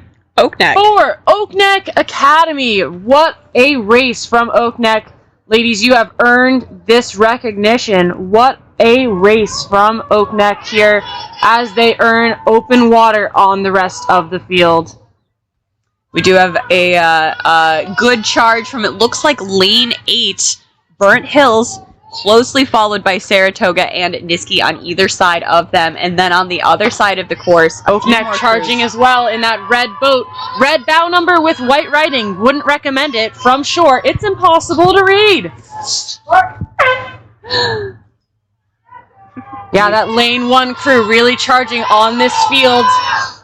It's going to be a tight finish for 2nd, 3rd, 4th, and 5th. This is the kind of racing that we love to see. Every crew battling it out. Bow ball to bow ball. Lane 8 over lane 1. Then Saratoga. Then lane 3, Saratoga B. So lane 8 over lane 1, that's Burnt Hills, over Oak Neck B. Then Saratoga over Saratoga B. Good. Great job from all crews. Following up with lane 9, finishing there, Niski Unit A. And coming through the line now, we have Shen in those great green tops here. Really nice unis from Shen. The light green making it wonderfully distinct for today's calling. I know they had us in mind when they made that decision. They did it for us, Hannah. We have 3 more boats finishing out their race on the far side in those low lanes. In lane 2, ahead of lane 0, we have lane 2, Burnt Hills over Saratoga C. Coming up, though, with a strong push, we have lane 5 from Shaker, really taking a charge in these last 10 strokes. Will Saratoga be able to hold on? It's confusing as you hear those buoy lines and you hear that horn. It's hard to know when you've actually finished when you have so many boats in this race. Right, listening for those 10 separate horns can be pretty confusing. No coxswains in these quads, so it's up to the rowers to know that they have officially made it over the line. Again, the finish line is not the big buoys, but rather 5 meters back from that, which can be very cleanly observed from all of the finish timers here in the timing hut, as well as the people manning the flag and the horn. So that winner of that women's Frosh quad will be Oak Neck in that middle lane, lane 4. A really decisive victory from Oak Neck there, leading start to finish, just building up on that lead. Nice job. Good, and we see those officials checking on all athletes to make sure that they do not need any kind of assistance, whether it's just sometimes we're just totally spent and need a moment to regain our composure. Other times that kind of racing in this kind of heat can actually lead to some medical issues such as fainting or feeling lightheaded.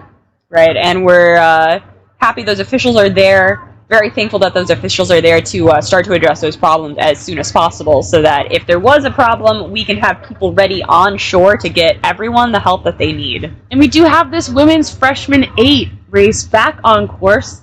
This time we hopefully will have fewer issues with our starting sequences. We do have an early front runner in that middle lane out of Row America Rye or City Honors. It's too soon to tell. Looks like it will be Row America Rye in first with a little bit of contact with the rest of the field, specifically with Pelham over in lane 9. Good, and we do see some steering issues here with lanes 7 and 8. I believe that is City Island up in front, and then City Honors High School behind them. Both of those boats trying to get back to their correct lanes and finishing out the race, but it looked like they were in line with one another there. Potentially a scary moment for those officials watching that race. Good, and all officials do have megaphones to communicate with these athletes and the coxswain as they come down the course to make sure that they can communicate with the crews clearly. We still have some steering issues from that City Honors High School. That coxswain doing her best or his best to make it down the course as quickly as they can. And our second place crew does seem to be Pelham Community Rowing there in lane 9. They look like they have open water over the rest of the field, trying to make a charge to see if they can close that gap between themselves and Row America Rye in first. Good. As these crews enter the last 500 meters before that finish line, we have quite the race for first and second between Row America Rye and Pelham, our two front runners here. It will be Row America Rye beating Pelham to that 250 meters to go as they get up for their sprint. Coxon's making that strategic call that they've discussed with their coach and with their athletes on when to take up that extra gear, when to push a little bit more. Right. We always kind of consider it the gold standard that everyone is racing by the time that they hit those red buoys in the last 250. But some crews might have a plan where they start sooner. They know that they have the kind of fitness and power that it takes to start that sprint sooner and maybe start to distance themselves from the pack even earlier than 250 meters. Great moves here made by Row America Rye, really pushing themselves out from Pelham, making that last-minute push to make it clear, to not leave it to the last minute, but to start to take their win early in their sprint. These freshmen rowing very cleanly up at a high rate. Great catches. Great job rowing together up at this high rate. Good, and here's that test of technical training, stroke after stroke. We take hundreds of strokes every day just to iron in habits that will take us through the finish line at full pressure with near full levels of this exhaustion as these rowers empty the tanks. It will be Row America Rye in first, Pelham in second, followed by the City Island here. Then on the far side, away from us, our fourth place will be Mount St. Mary Academy. Then it looks like behind them we will have City Honors, and then finally Buffalo Seminary finishing it out. City Honors and Buffalo Seminary in their last 100 meters here. City Honors coming through. Looks like this is lane 7. Yeah, City Honors, really nice strokes here. A good, effective sprint with about a boat and a half of open over Buffalo Seminary here, finishing it out. Great job by all crews responding to our safety launches and volunteers who are trying to keep everyone safe as they cross that finish line to avoid collision not only with the marina but with other crews, as everyone is undoubtedly very fatigued. Right, and all of these freshman eights did do 2 starts because they did restart that whole race. So a little jolt of lactic acid only and to slight sit pull on that free speed of the adrenaline. The sacred adrenaline. The sacred start line adrenaline. How dare they deplete that? Going back, doing a second start to have this full race that we just saw the conclusion of here. So really nice job from all of these athletes handling the unexpected with grace.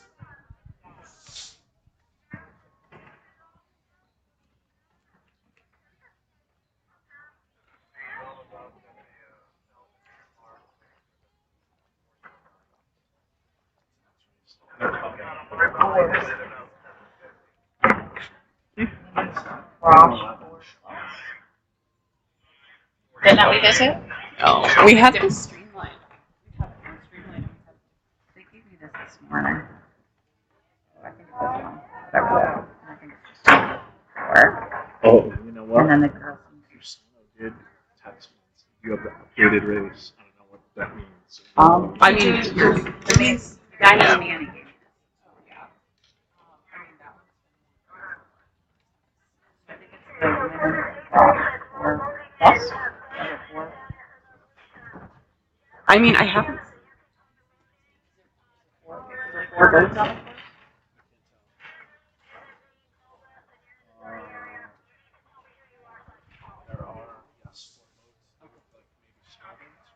Yeah, that sounds right. Women's freshman 4 plus.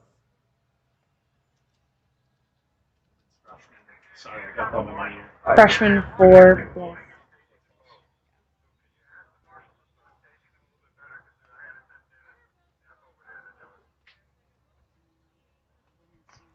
Good, so we have the women's freshman 4 coming down the course, full speed, just about 500 meters into their race. We have a clear front runner over on the high side of the lanes, but closely contested by lane 8. Yeah, those lane 8 and 9 boats looking very tight here into this race. Saratoga in lane 9 and Port with maybe a slight advantage over in lane 8, but pulling away from the rest of the field, shaping up to be a pretty stiff race all the way down the course. Now, not to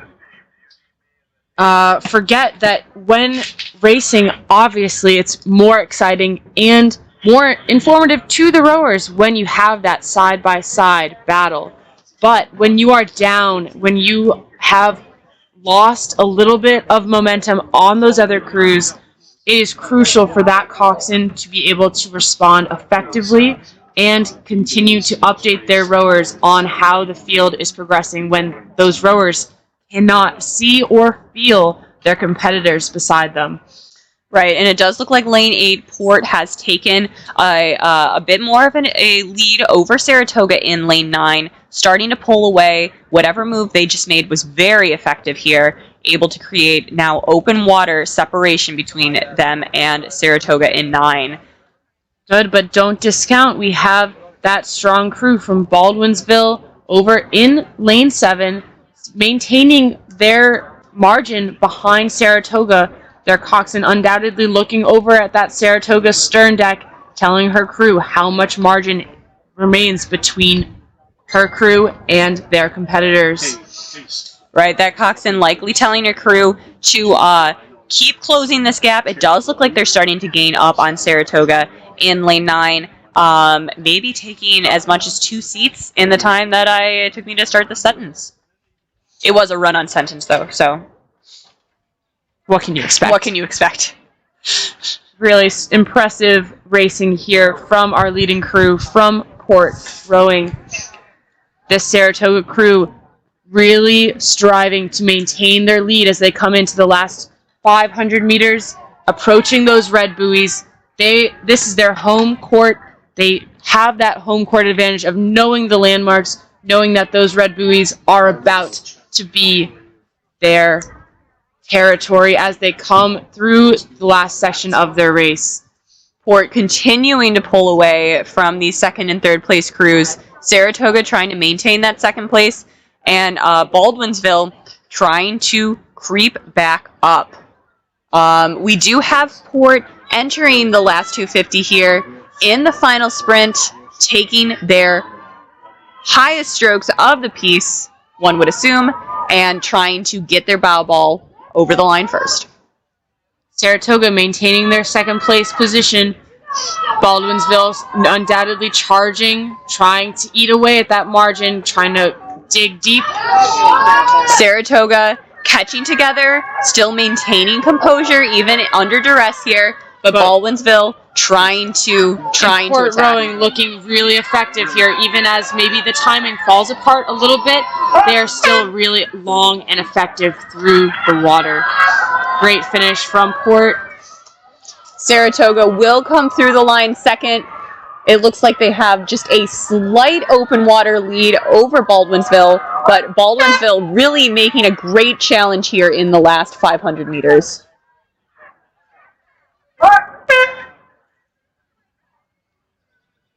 Awesome to see that level of grit and composure from all crews.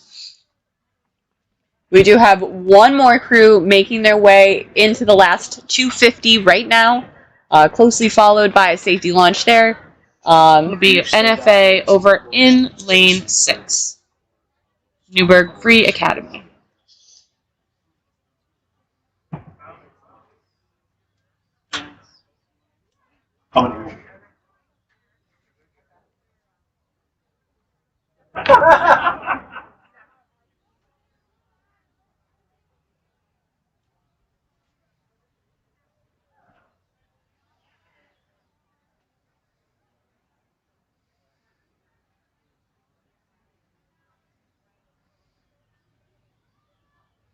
Good. We do have this freshman four from Newburgh Free Academy making their way over the line.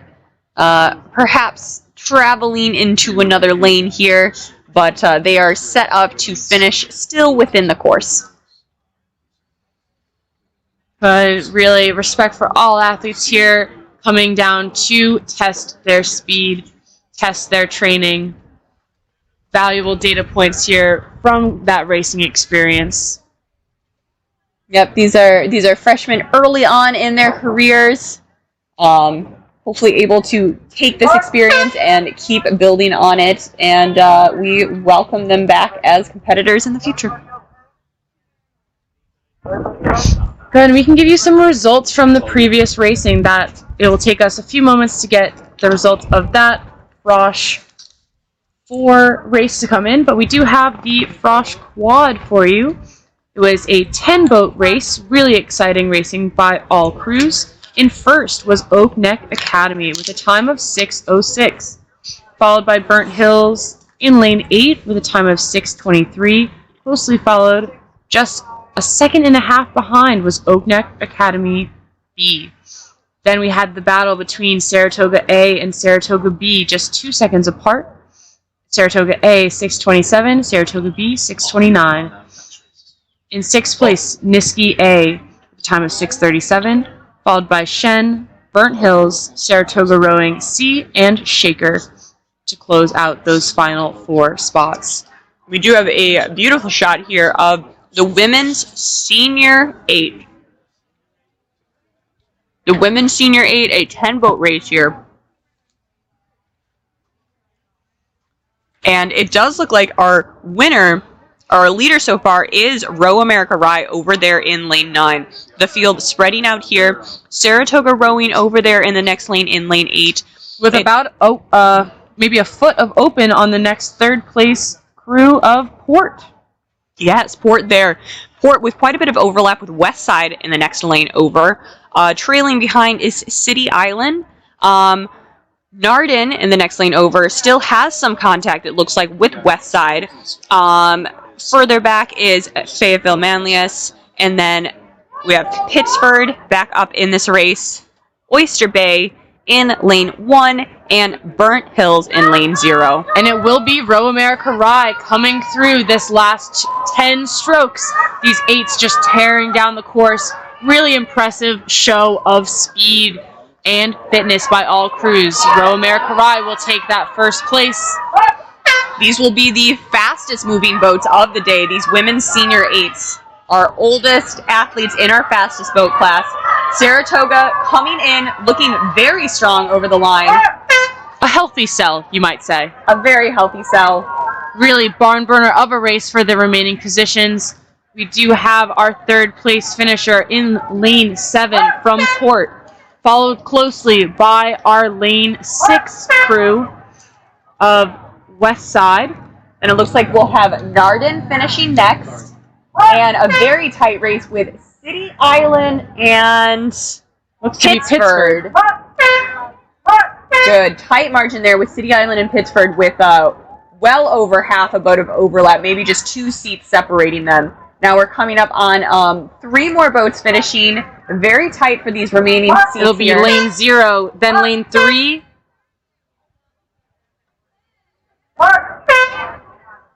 So lane 0, Burnt Hills finishing ahead of lane 3, Fayetteville Manlius. I'm not sure on that call there. It was hard to actually see the bow ball from our position here of Oyster Bay, but it appeared to be a very tight finish between Oyster Bay, Fayetteville Manlius, and Burnt Hills. But great racing from some very speedy boats here in this women's senior 8.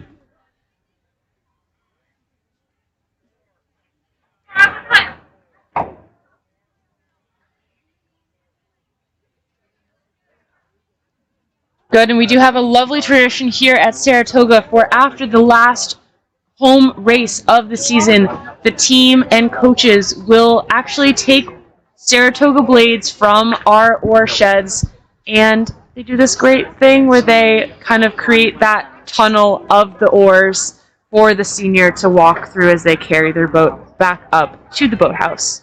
Yep, as some of these seniors in this senior 8 come back in for their last race here on their home course at Saratoga. They get to walk through their oars with a really great tradition that they've all participated in 4 years as underclassmen, and now it is their time as seniors. Big shout out to all the seniors racing in every boat today. Great job representing your programs, making you, your programs, your families, everyone proud. We're all very proud of you, seniors.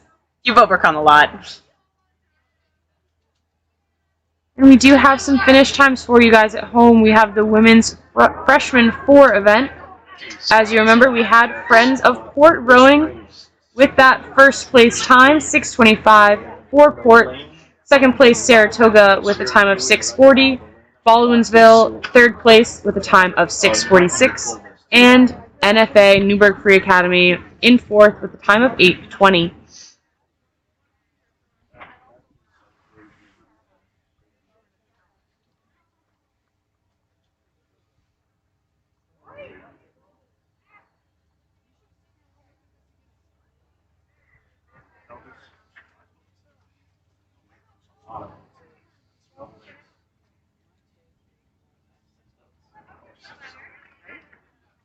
So we should have the women's junior 8, a 6-boat race coming up. We should have Syracuse in what looks to be lane 4, Oyster Bay in lane 5, Narden in lane 6, Pelham in lane 7, City Island in lane 8, and Saratoga in lane 9. Good. Lane 9 again on the left of your screen. Sarah Crew in that lower lane, finding their stake boat there on the right. It does look like we have an empty stake boat there in lane 8. So City Island, junior 8. Either running late or perhaps a scratch.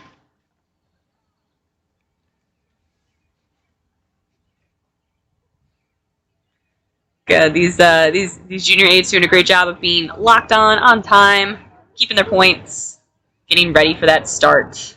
A great shot here further up Fish Creek. We can about 500 meters up would where it be the 2K start line from last weekend's racing at Northeast Regionals. Then we can see the S turn there and a small bridge, and on the other side of that would be the Head of the Fish start line. So in the fall, when we race at Head of the Fish, it's a 3,200 meter race going from just above that bridge to the same finish line here, navigating around that S turn that you can see, and then down through the straight 2K. A really exciting race there. A lot of people racing multiple times every day for that Fish Head trophy every year in October. And we have a finish order and times for you for that race that just went down, the women's senior 8 final. In first place, Row America Rye with a time of 4:57. Under 5 minutes. What a accomplishment. And after that accomplishment, we have Saratoga Rowing with a time of 5:09 for second place, followed by Port with a time of 5:20. In fourth, Westside Rowing, shortly following that third place with a time of 5:24. Then we have Narden with 5:31, City Island with 5:37. Really tight race there between City Island and Pittsford. Pittsford with a time of 5:38. Just 1.5 seconds between those two boats. Really great fight there for 6th and 7th place. Burnt Hills in 8th, 5:51. Fayetteville Manlius with 5:53. And Oyster Bay with a time of 5:54. And we can see the start here with our women's junior 8. They are off the line. It looks like we have 6 boats in this race. It does look like we're missing that City Island crew in lane 8. So going forward with that open lane, perhaps there's a problem with the stake boat. And maybe City Island has been shifted over. We'll have to wait and see as we get a sight with our binoculars. Yep, everyone is here just with an open lane there. We have Saratoga potentially leading the pack over there in lane 9, but in our lowest lane, Sarah Crew, looking like they're coming out to a good second place position.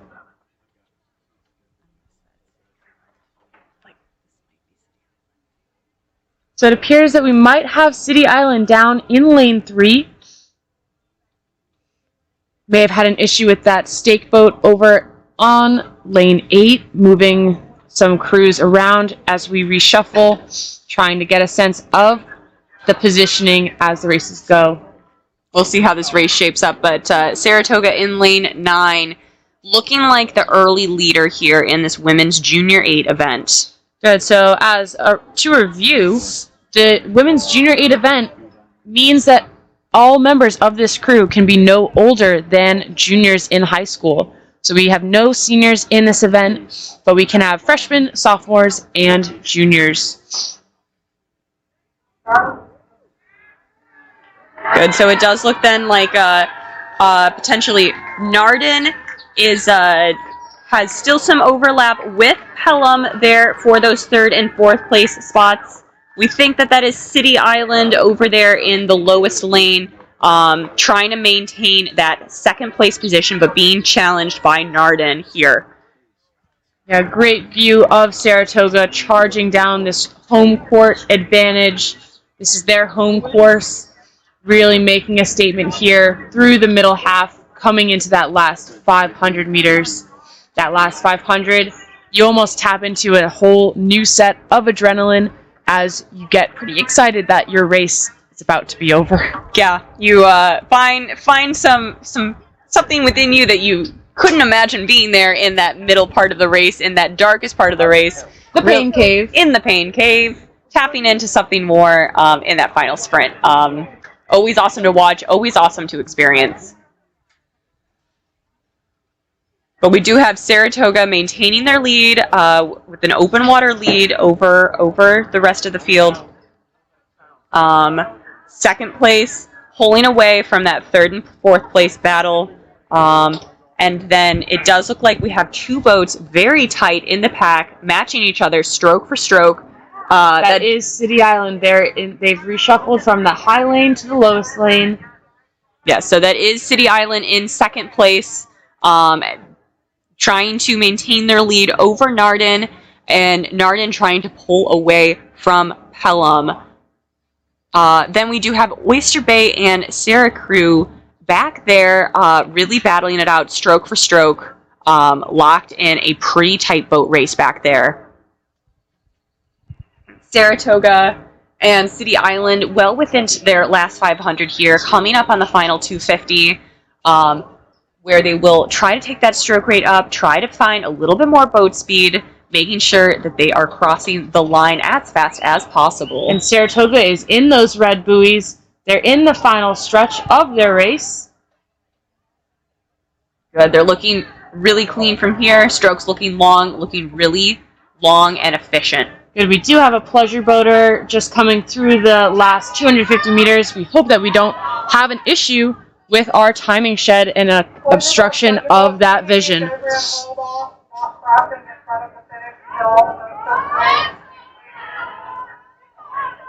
Pleading with the pleasure boater to make sure we have the right finish times here. Good, making sure that we can get those timing officials can get eyes on the start line, eyes on the finish. Toga does have a commanding lead over City Island. They will secure this lead. That bow seat rowing so long, looking really impressive. In lane 6, coming up here, taking that lead for 3rd place. City Island crossing the line 2nd. But lane 7 is close behind. Yeah, Narden coming through here in their final sprint, closely followed by Pelham in a good race for 3rd and 4th place. Lane 4 coming up strong here. That was Narden crossing in 3rd, followed by Pelham. 2 more boats. We've those 2 8s in the back have separated themselves out. It does look like Saracrew is ahead of Oyster Bay. So Saracrew able to find some speed within that final sprint. Able to find a little bit more speed and separate themselves out here. Lane 4 coming in here.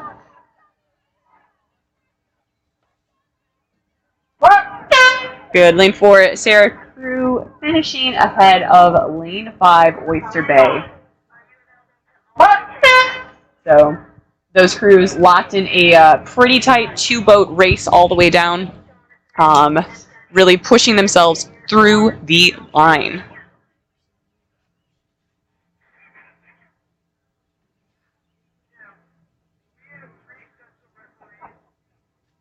Good. So we do have a few events left in the day.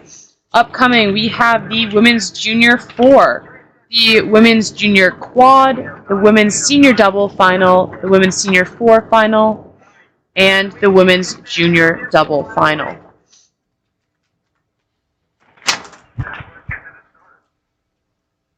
Sorry. So these finals will be pretty full events.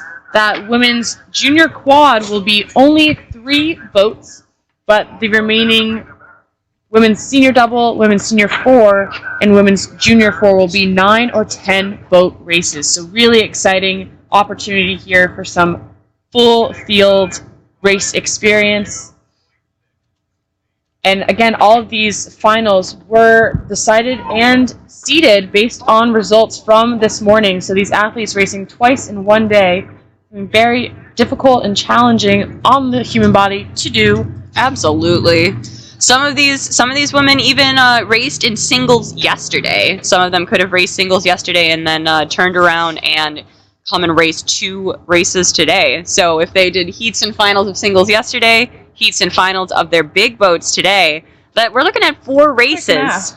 We're looking at 4 races in some warm, humid conditions. So anyone who raced 4 times this weekend, Or 6? or 6? No, not 6. Yeah. No, because you couldn't have raced 4 times today. I don't think anyone could have raced 4 times today. Could have happened. Don't forget, what was her name?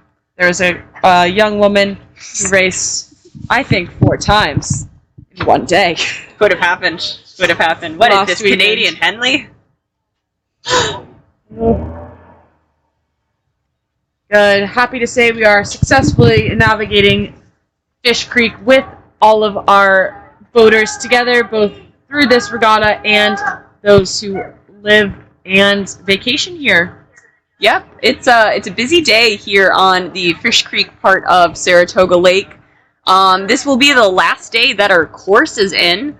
Tomorrow starts course removal for this program, as we start to take all of those buoys out and return the creek to its normal summertime condition. We do have our Women's Junior Quad coming down the course. We have 3 boats, Shen, Saratoga, and Shen again. And it does look like this Shen boat in lane 9 has brought themselves out to a very commanding early lead over Shen B and Saratoga trailing in the middle.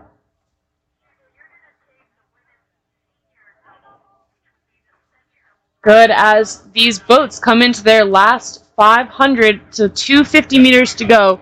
This is the last opportunity for these athletes to make a statement about where they are as a team, where they are in their development in the sport of rowing.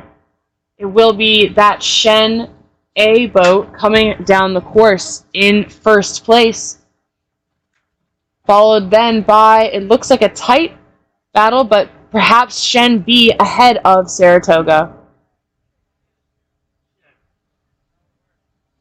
Yeah, quite a bit of separation here between each quad in this junior quad event. But Shen A coming through into their last 100 meters, looking sharp, looking clean.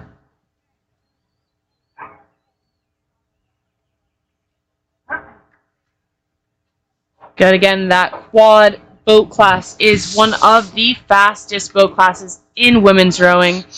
Really exciting to see these women really throwing everything they have at a boat that is meant to go fast. Right, the boat wants to go fast, and you just hope that you can live up to the boat's expectations. We do have Shen A crossing the line first. And Shen B coming into their final strokes here as well for this junior quad final.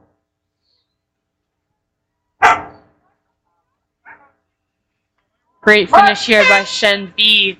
As they cross the line, you can hear from shore the kind of encouragement and coaxing that these rowers can muster while they're in the midst of their race.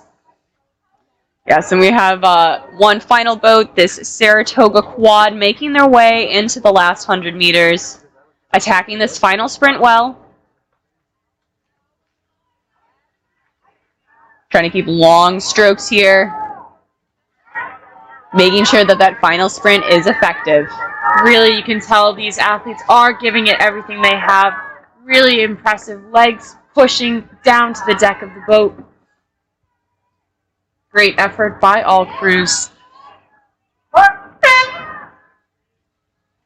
Good, and that will conclude the women's junior quad final.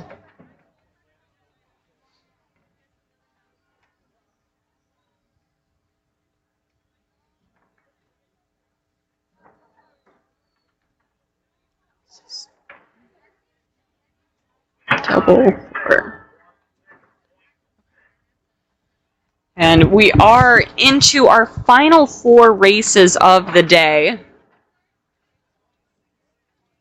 Last 4 races to bring this New York State Invitational Regatta to a close on a weekend of some very fine racing from all of these boys and girls.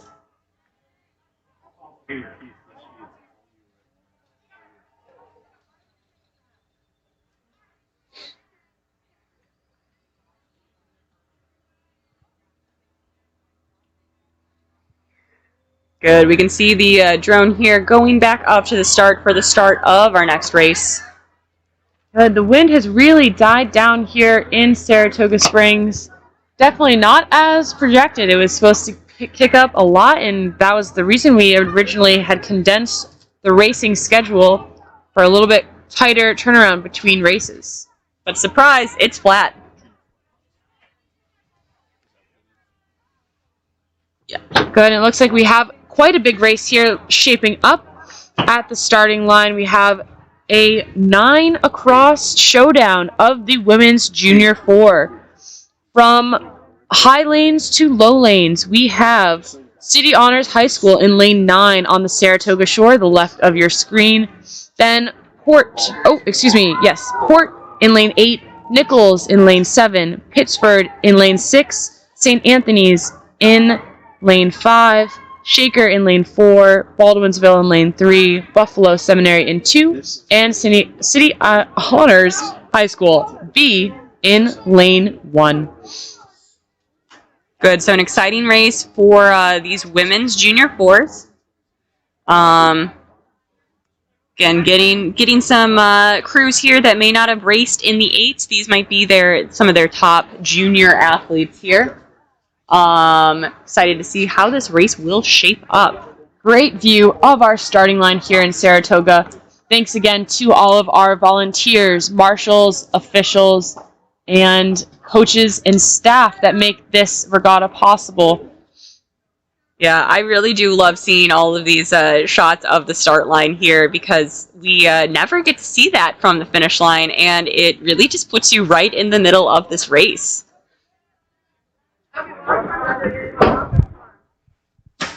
Good, so we can see that platform here right in the middle of those 10 lanes. The Spruce Goose, our starting platform, is built by our Orion athletes and Saratoga staff.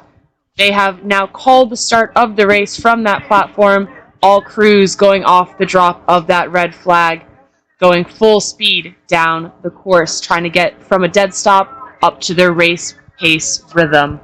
Good, and the start shaping up here. Did want to throw in there that rumor has it, in the past, our executive director, Eric Catalano, has wanted to try to rent out space on the Spruce Goose during the summer as an Airbnb experience. So maybe one day look forward to camping on that in the middle of Saratoga Lake. And what a start we have from this Women's Junior 4 event. We have near 4 boats level across for our leaders. There cannot be one call for who is commanding that lead. It is too close.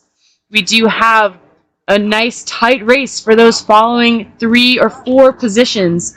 as we look at our screen as this race progresses down the course. Wow, it is really incredible to see 6 boats across here really challenging for that leading position off the start line like this.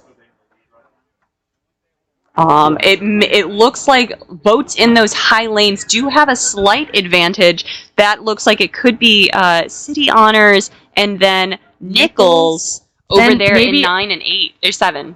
all boats having contact here as we go across. We have City Honors B even in contention for one of these top 3 positions, fighting their City Honors A as they charge down the course. A nice sandwich. A very full club sandwich on City Honors bread. It is absolutely a club sandwich. Full of clubs. That's really good. I'm happy to be here.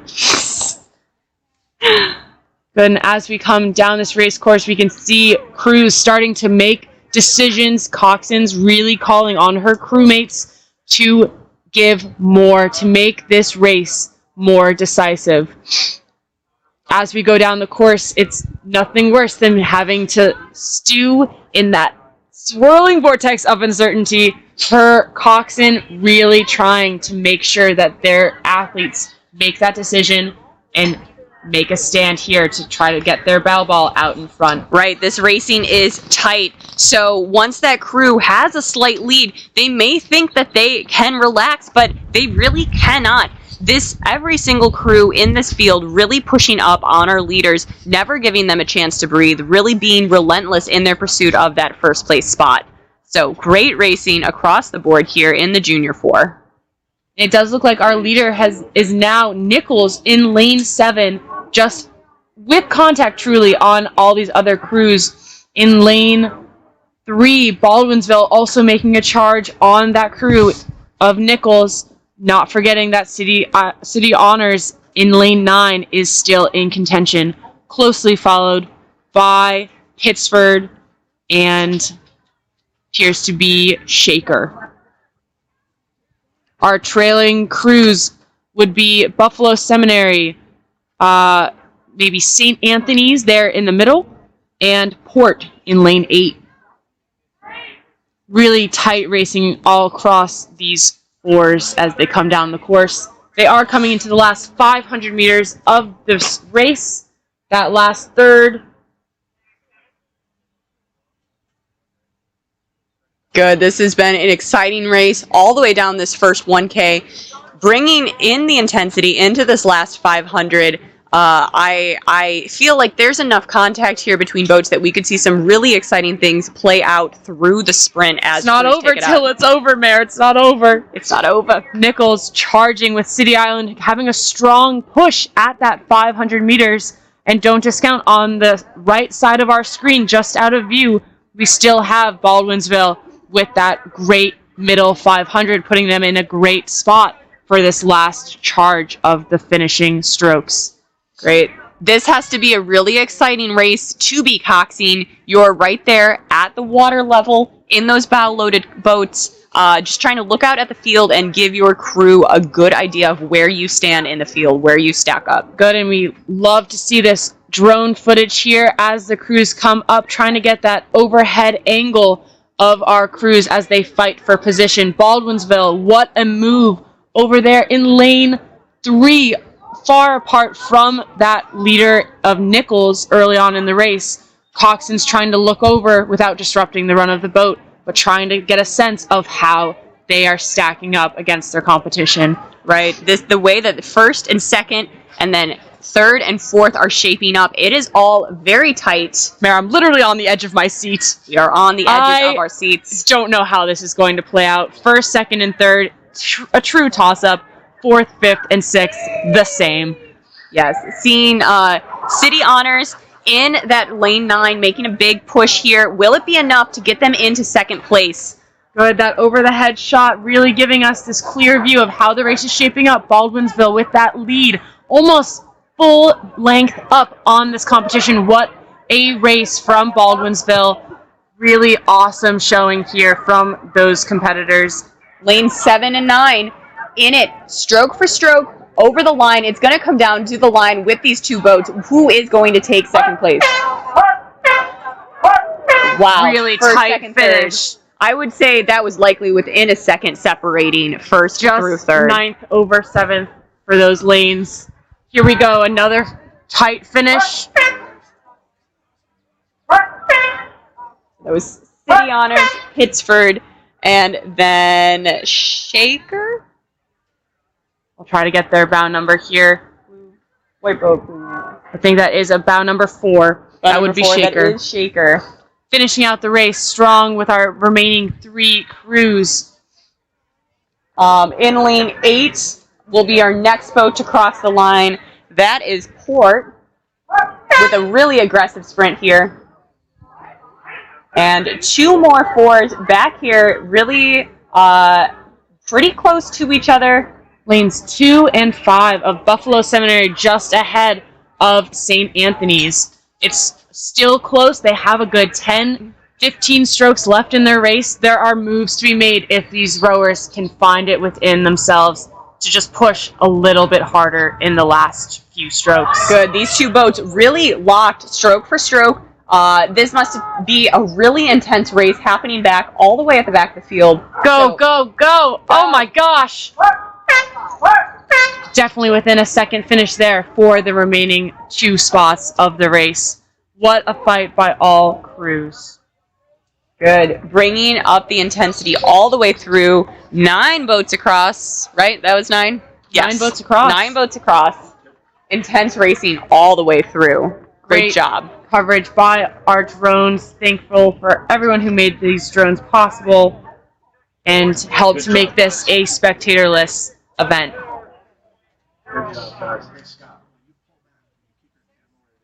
Yep, and one more shout out to all of our spectators watching through this live stream. Thank you for staying away from the shores, away from the 9P bridge, as tempting as it is to watch in person. You're seeing so much more in this live stream than you would ever see on shore. And you don't have to wear nearly as much sunscreen. Right, right. So, Yeah, I think those 2 arguments alone. yeah, I think we've sold it. That's the pitch. absolutely. Less Save on sunscreen, more get a better viewing view. experience. Better view. And I know that SRA has worked to bring this live stream to a couple of bars downtown. We're looking forward to doing that again in the future, trying to get this broadcast into some places around Saratoga so that we have some comfortable places to watch some races, maybe eat lunch. Really a full get a drink or community two. effort. Yeah, yeah. And if you hear some screaming, it's not us. It's actually the supporters and friends of Saratoga Rowing who are currently practicing the well-known tradition of the coxswain toss, where after a well-earned, hard-fought race, a win, you might say, or sometimes just for a senior who's had their last race on Fish Creek, the tradition is to toss them as high and as far as you can as an entire boat. Obviously easier to do with an 8 because you have more people pushing, but also hard to hold those limbs with 8 people. Right, right. You might really just get 4 people with hands on that coxswain. Maybe some excitement. That could have been the coxswain from the Saratoga Junior 8 that did win earlier today, going in the water. Coming down the race, we have the women's junior double final. So this is a 5-boat race. In lane 5, Shaker. 6, Mount St. Mary's. 7, Row America Rye. 8, Long Island. And 9, Saratoga. They are coming into the last 500, the last 250 meters. As we get coverage here from our drones, it looks to be a hard-fought battle between lanes 8 and 6. That it does potentially look like this is a Shaker double in the lead. And then maybe Row America Rye from that middle lane challenging for second place. The wind is starting to gust again here. We're feeling it pick up the edges of our tent and the tarp covering us here in the drone area. But lane 5, Shaker in the lead. And then I do think that is lane 5, maybe in second. Lane 6, maybe with a slight advantage over lane 5. Or is that, excuse me. That's lane 8. Okay, so we have lane Too 5 exciting. and lane 8. Shaker and Long Island battling it out for first. This does appear to be a very close race here. Then we do have Saratoga in lane 9, but our 2 leaders, Long Island and Shaker, coming down to Foul the ball to wire. foul ball. I think that was Shaker over Long Island would for agree. first place. Saratoga coming in for third place here. Taking long strokes, rowing clean.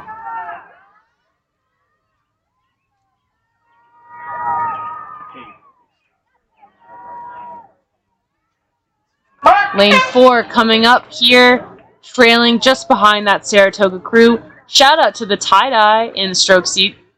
And that lane number 4.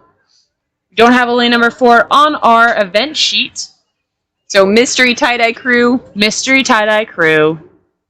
hats off to you.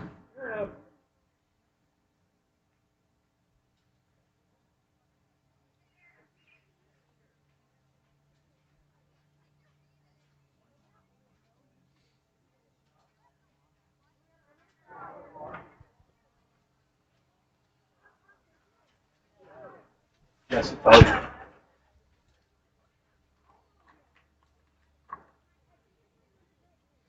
Good. It's always great to see these athletes once they're over the line, talking to their doubles partner, laughing about the race, congratulating one another. Congratulating the other crews. Yep. Telling each other good race. Sportsmanship at its finest. And from where we're sitting here at the finish line, we can start to see some strange swirly gusts picking up on the surface of the water. Some unpredictable wind here for our last couple of races. We do have some results for you guys. We haven't given you results in a little bit. Uh-oh, that boat might clip that big white buoy. Yep, they did. In that Junior 8 event, we have Saratoga in first with a time of 5:22, followed by City Island at 5:30, Narden at 5:49, Pelham at 5:59, Syracuse at 6:28, and Oyster Bay at 6:36. Then, following that race, we had the women's junior quad 3-boat race between Shen, and Saratoga. Shen A with a time of 6:16, Shen B 6:35, and Saratoga at 7:21. And the women's junior 4, the race just before that double race went down, was a exciting 9-boat race. Baldwinsville took that winning time of 6:14, just 1 second ahead of City Honors in second place with a time of 6:15. And again, 1 second ahead of them was Nichols in third, and followed by City Honors, Pittsford, Shaker, Port Buffalo, and St. Anthony's. Our last race of the day is coming down the course. It does look like the women's senior double is approaching the final 500 of their race here. Should be a 10-boat race in lane 0, Shen, lane 1, Court, lane 2, Baldwinsville, lane 3, West Side, 4, Nichols, Emma Willard in 5, Pelham in 6, Mount St. Mary's in 7, Pittsford in 8, and Romare Karai in 9.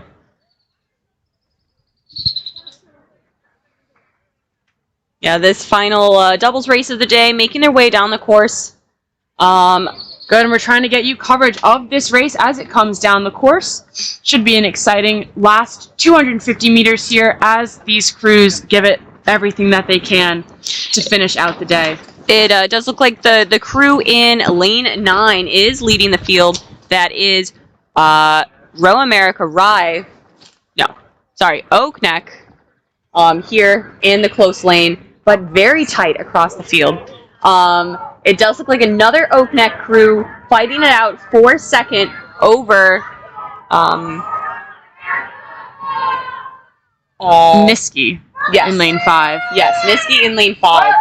Another Oak Neck will take that, Oak Neck will take that. Sorry, we've confused the senior double and senior 4 guys, so we're doing our best. We have Oak Neck B for that second place finish, followed by a 3-boat race. Hard, it's too close to tell from our vantage point. We'll have to get the timing shed view there for that last 3-boat positioning. Yes, but some very tight racing from some Oak Neck doubles as well as a Niski double.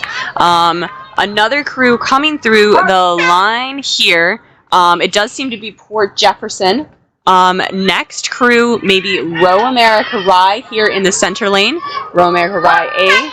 And then 3 more crews still finishing out this excited and packed 10-boat race. Down there on the other side in the low lanes. This is potentially Port Lane coming 1 through here. Yes, Port in lane 1. And then battling it out, Long Island. Lane 0 and lane 3. Long Island and Saratoga. Really tight race between Long Island and Saratoga here to close out this senior double event. Right, so It'll be Long Island over Saratoga.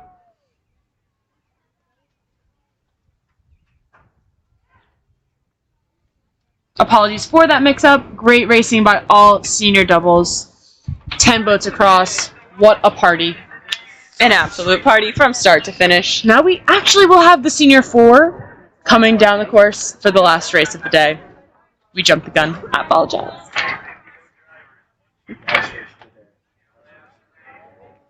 All right. An exciting conclusion, I am sure, with 10 boats packed in this final race. Exciting conclusion to a big weekend of racing. All of these crews from all over New York State battling it out at this invitational. So that last race did have 10 boats in it as well. We had 4 Oak Neck doubles. Oak Neck A, B, C, and D. And then following that, we had the remaining 6 lanes from Niski, Row America Rye, Saratoga, Port Jefferson, Pelham, and Long Island Rowing Club. Good, and we can see from the drone footage here that these senior 4s are off the line, maybe at the 250 mark of that race. Starting still a lot of overlap in this very packed field. But it does look like Row America Rye has an early advantage with maybe a full length on the rest of the field, followed closely behind by Pittsford in lane 8, who has definitely some overlap with lane 6, representing Pelham in lane 6, but still with contact on lane 7 from Mount St. Mary's. And then going down across the field in 5, we have Emma Willard, 4 Nichols, 3 Westside, 2 Baldwinsville, 1 Port, and 0 Shen. So a lot of overlap all the way down to those low lanes, all the way over from lane 9. It's shaping up to be a pretty exciting race. Good. It looks like we have both Pittsford and Pelham near dead level fighting for that second place position. Both boats charging on that first place leader, Row America Rye. Trailing just behind, we do have that boat in lane 7 from Mount St. Mary's with a strong showing of that first 500. And then it does look like Emma Willard and Nichols potentially right there in the middle, locked in a battle. And Baldwinsville battling it out as well. Really tight racing all the way through this field. 10 lanes across, anything can happen. Yeah, some relentless racing from these high lanes. Lanes 9, 8, and 6 really going toe-to-toe. Looks like no one is taking or letting anything go. Yeah. Some relentless competition from those 3 top competitors in this event. Lane 9, Row America Rye doing everything they can to take a little bit more open water between them and those 2 boats locked in second place. And then those 3 boats starting to separate themselves maybe from the rest of the field.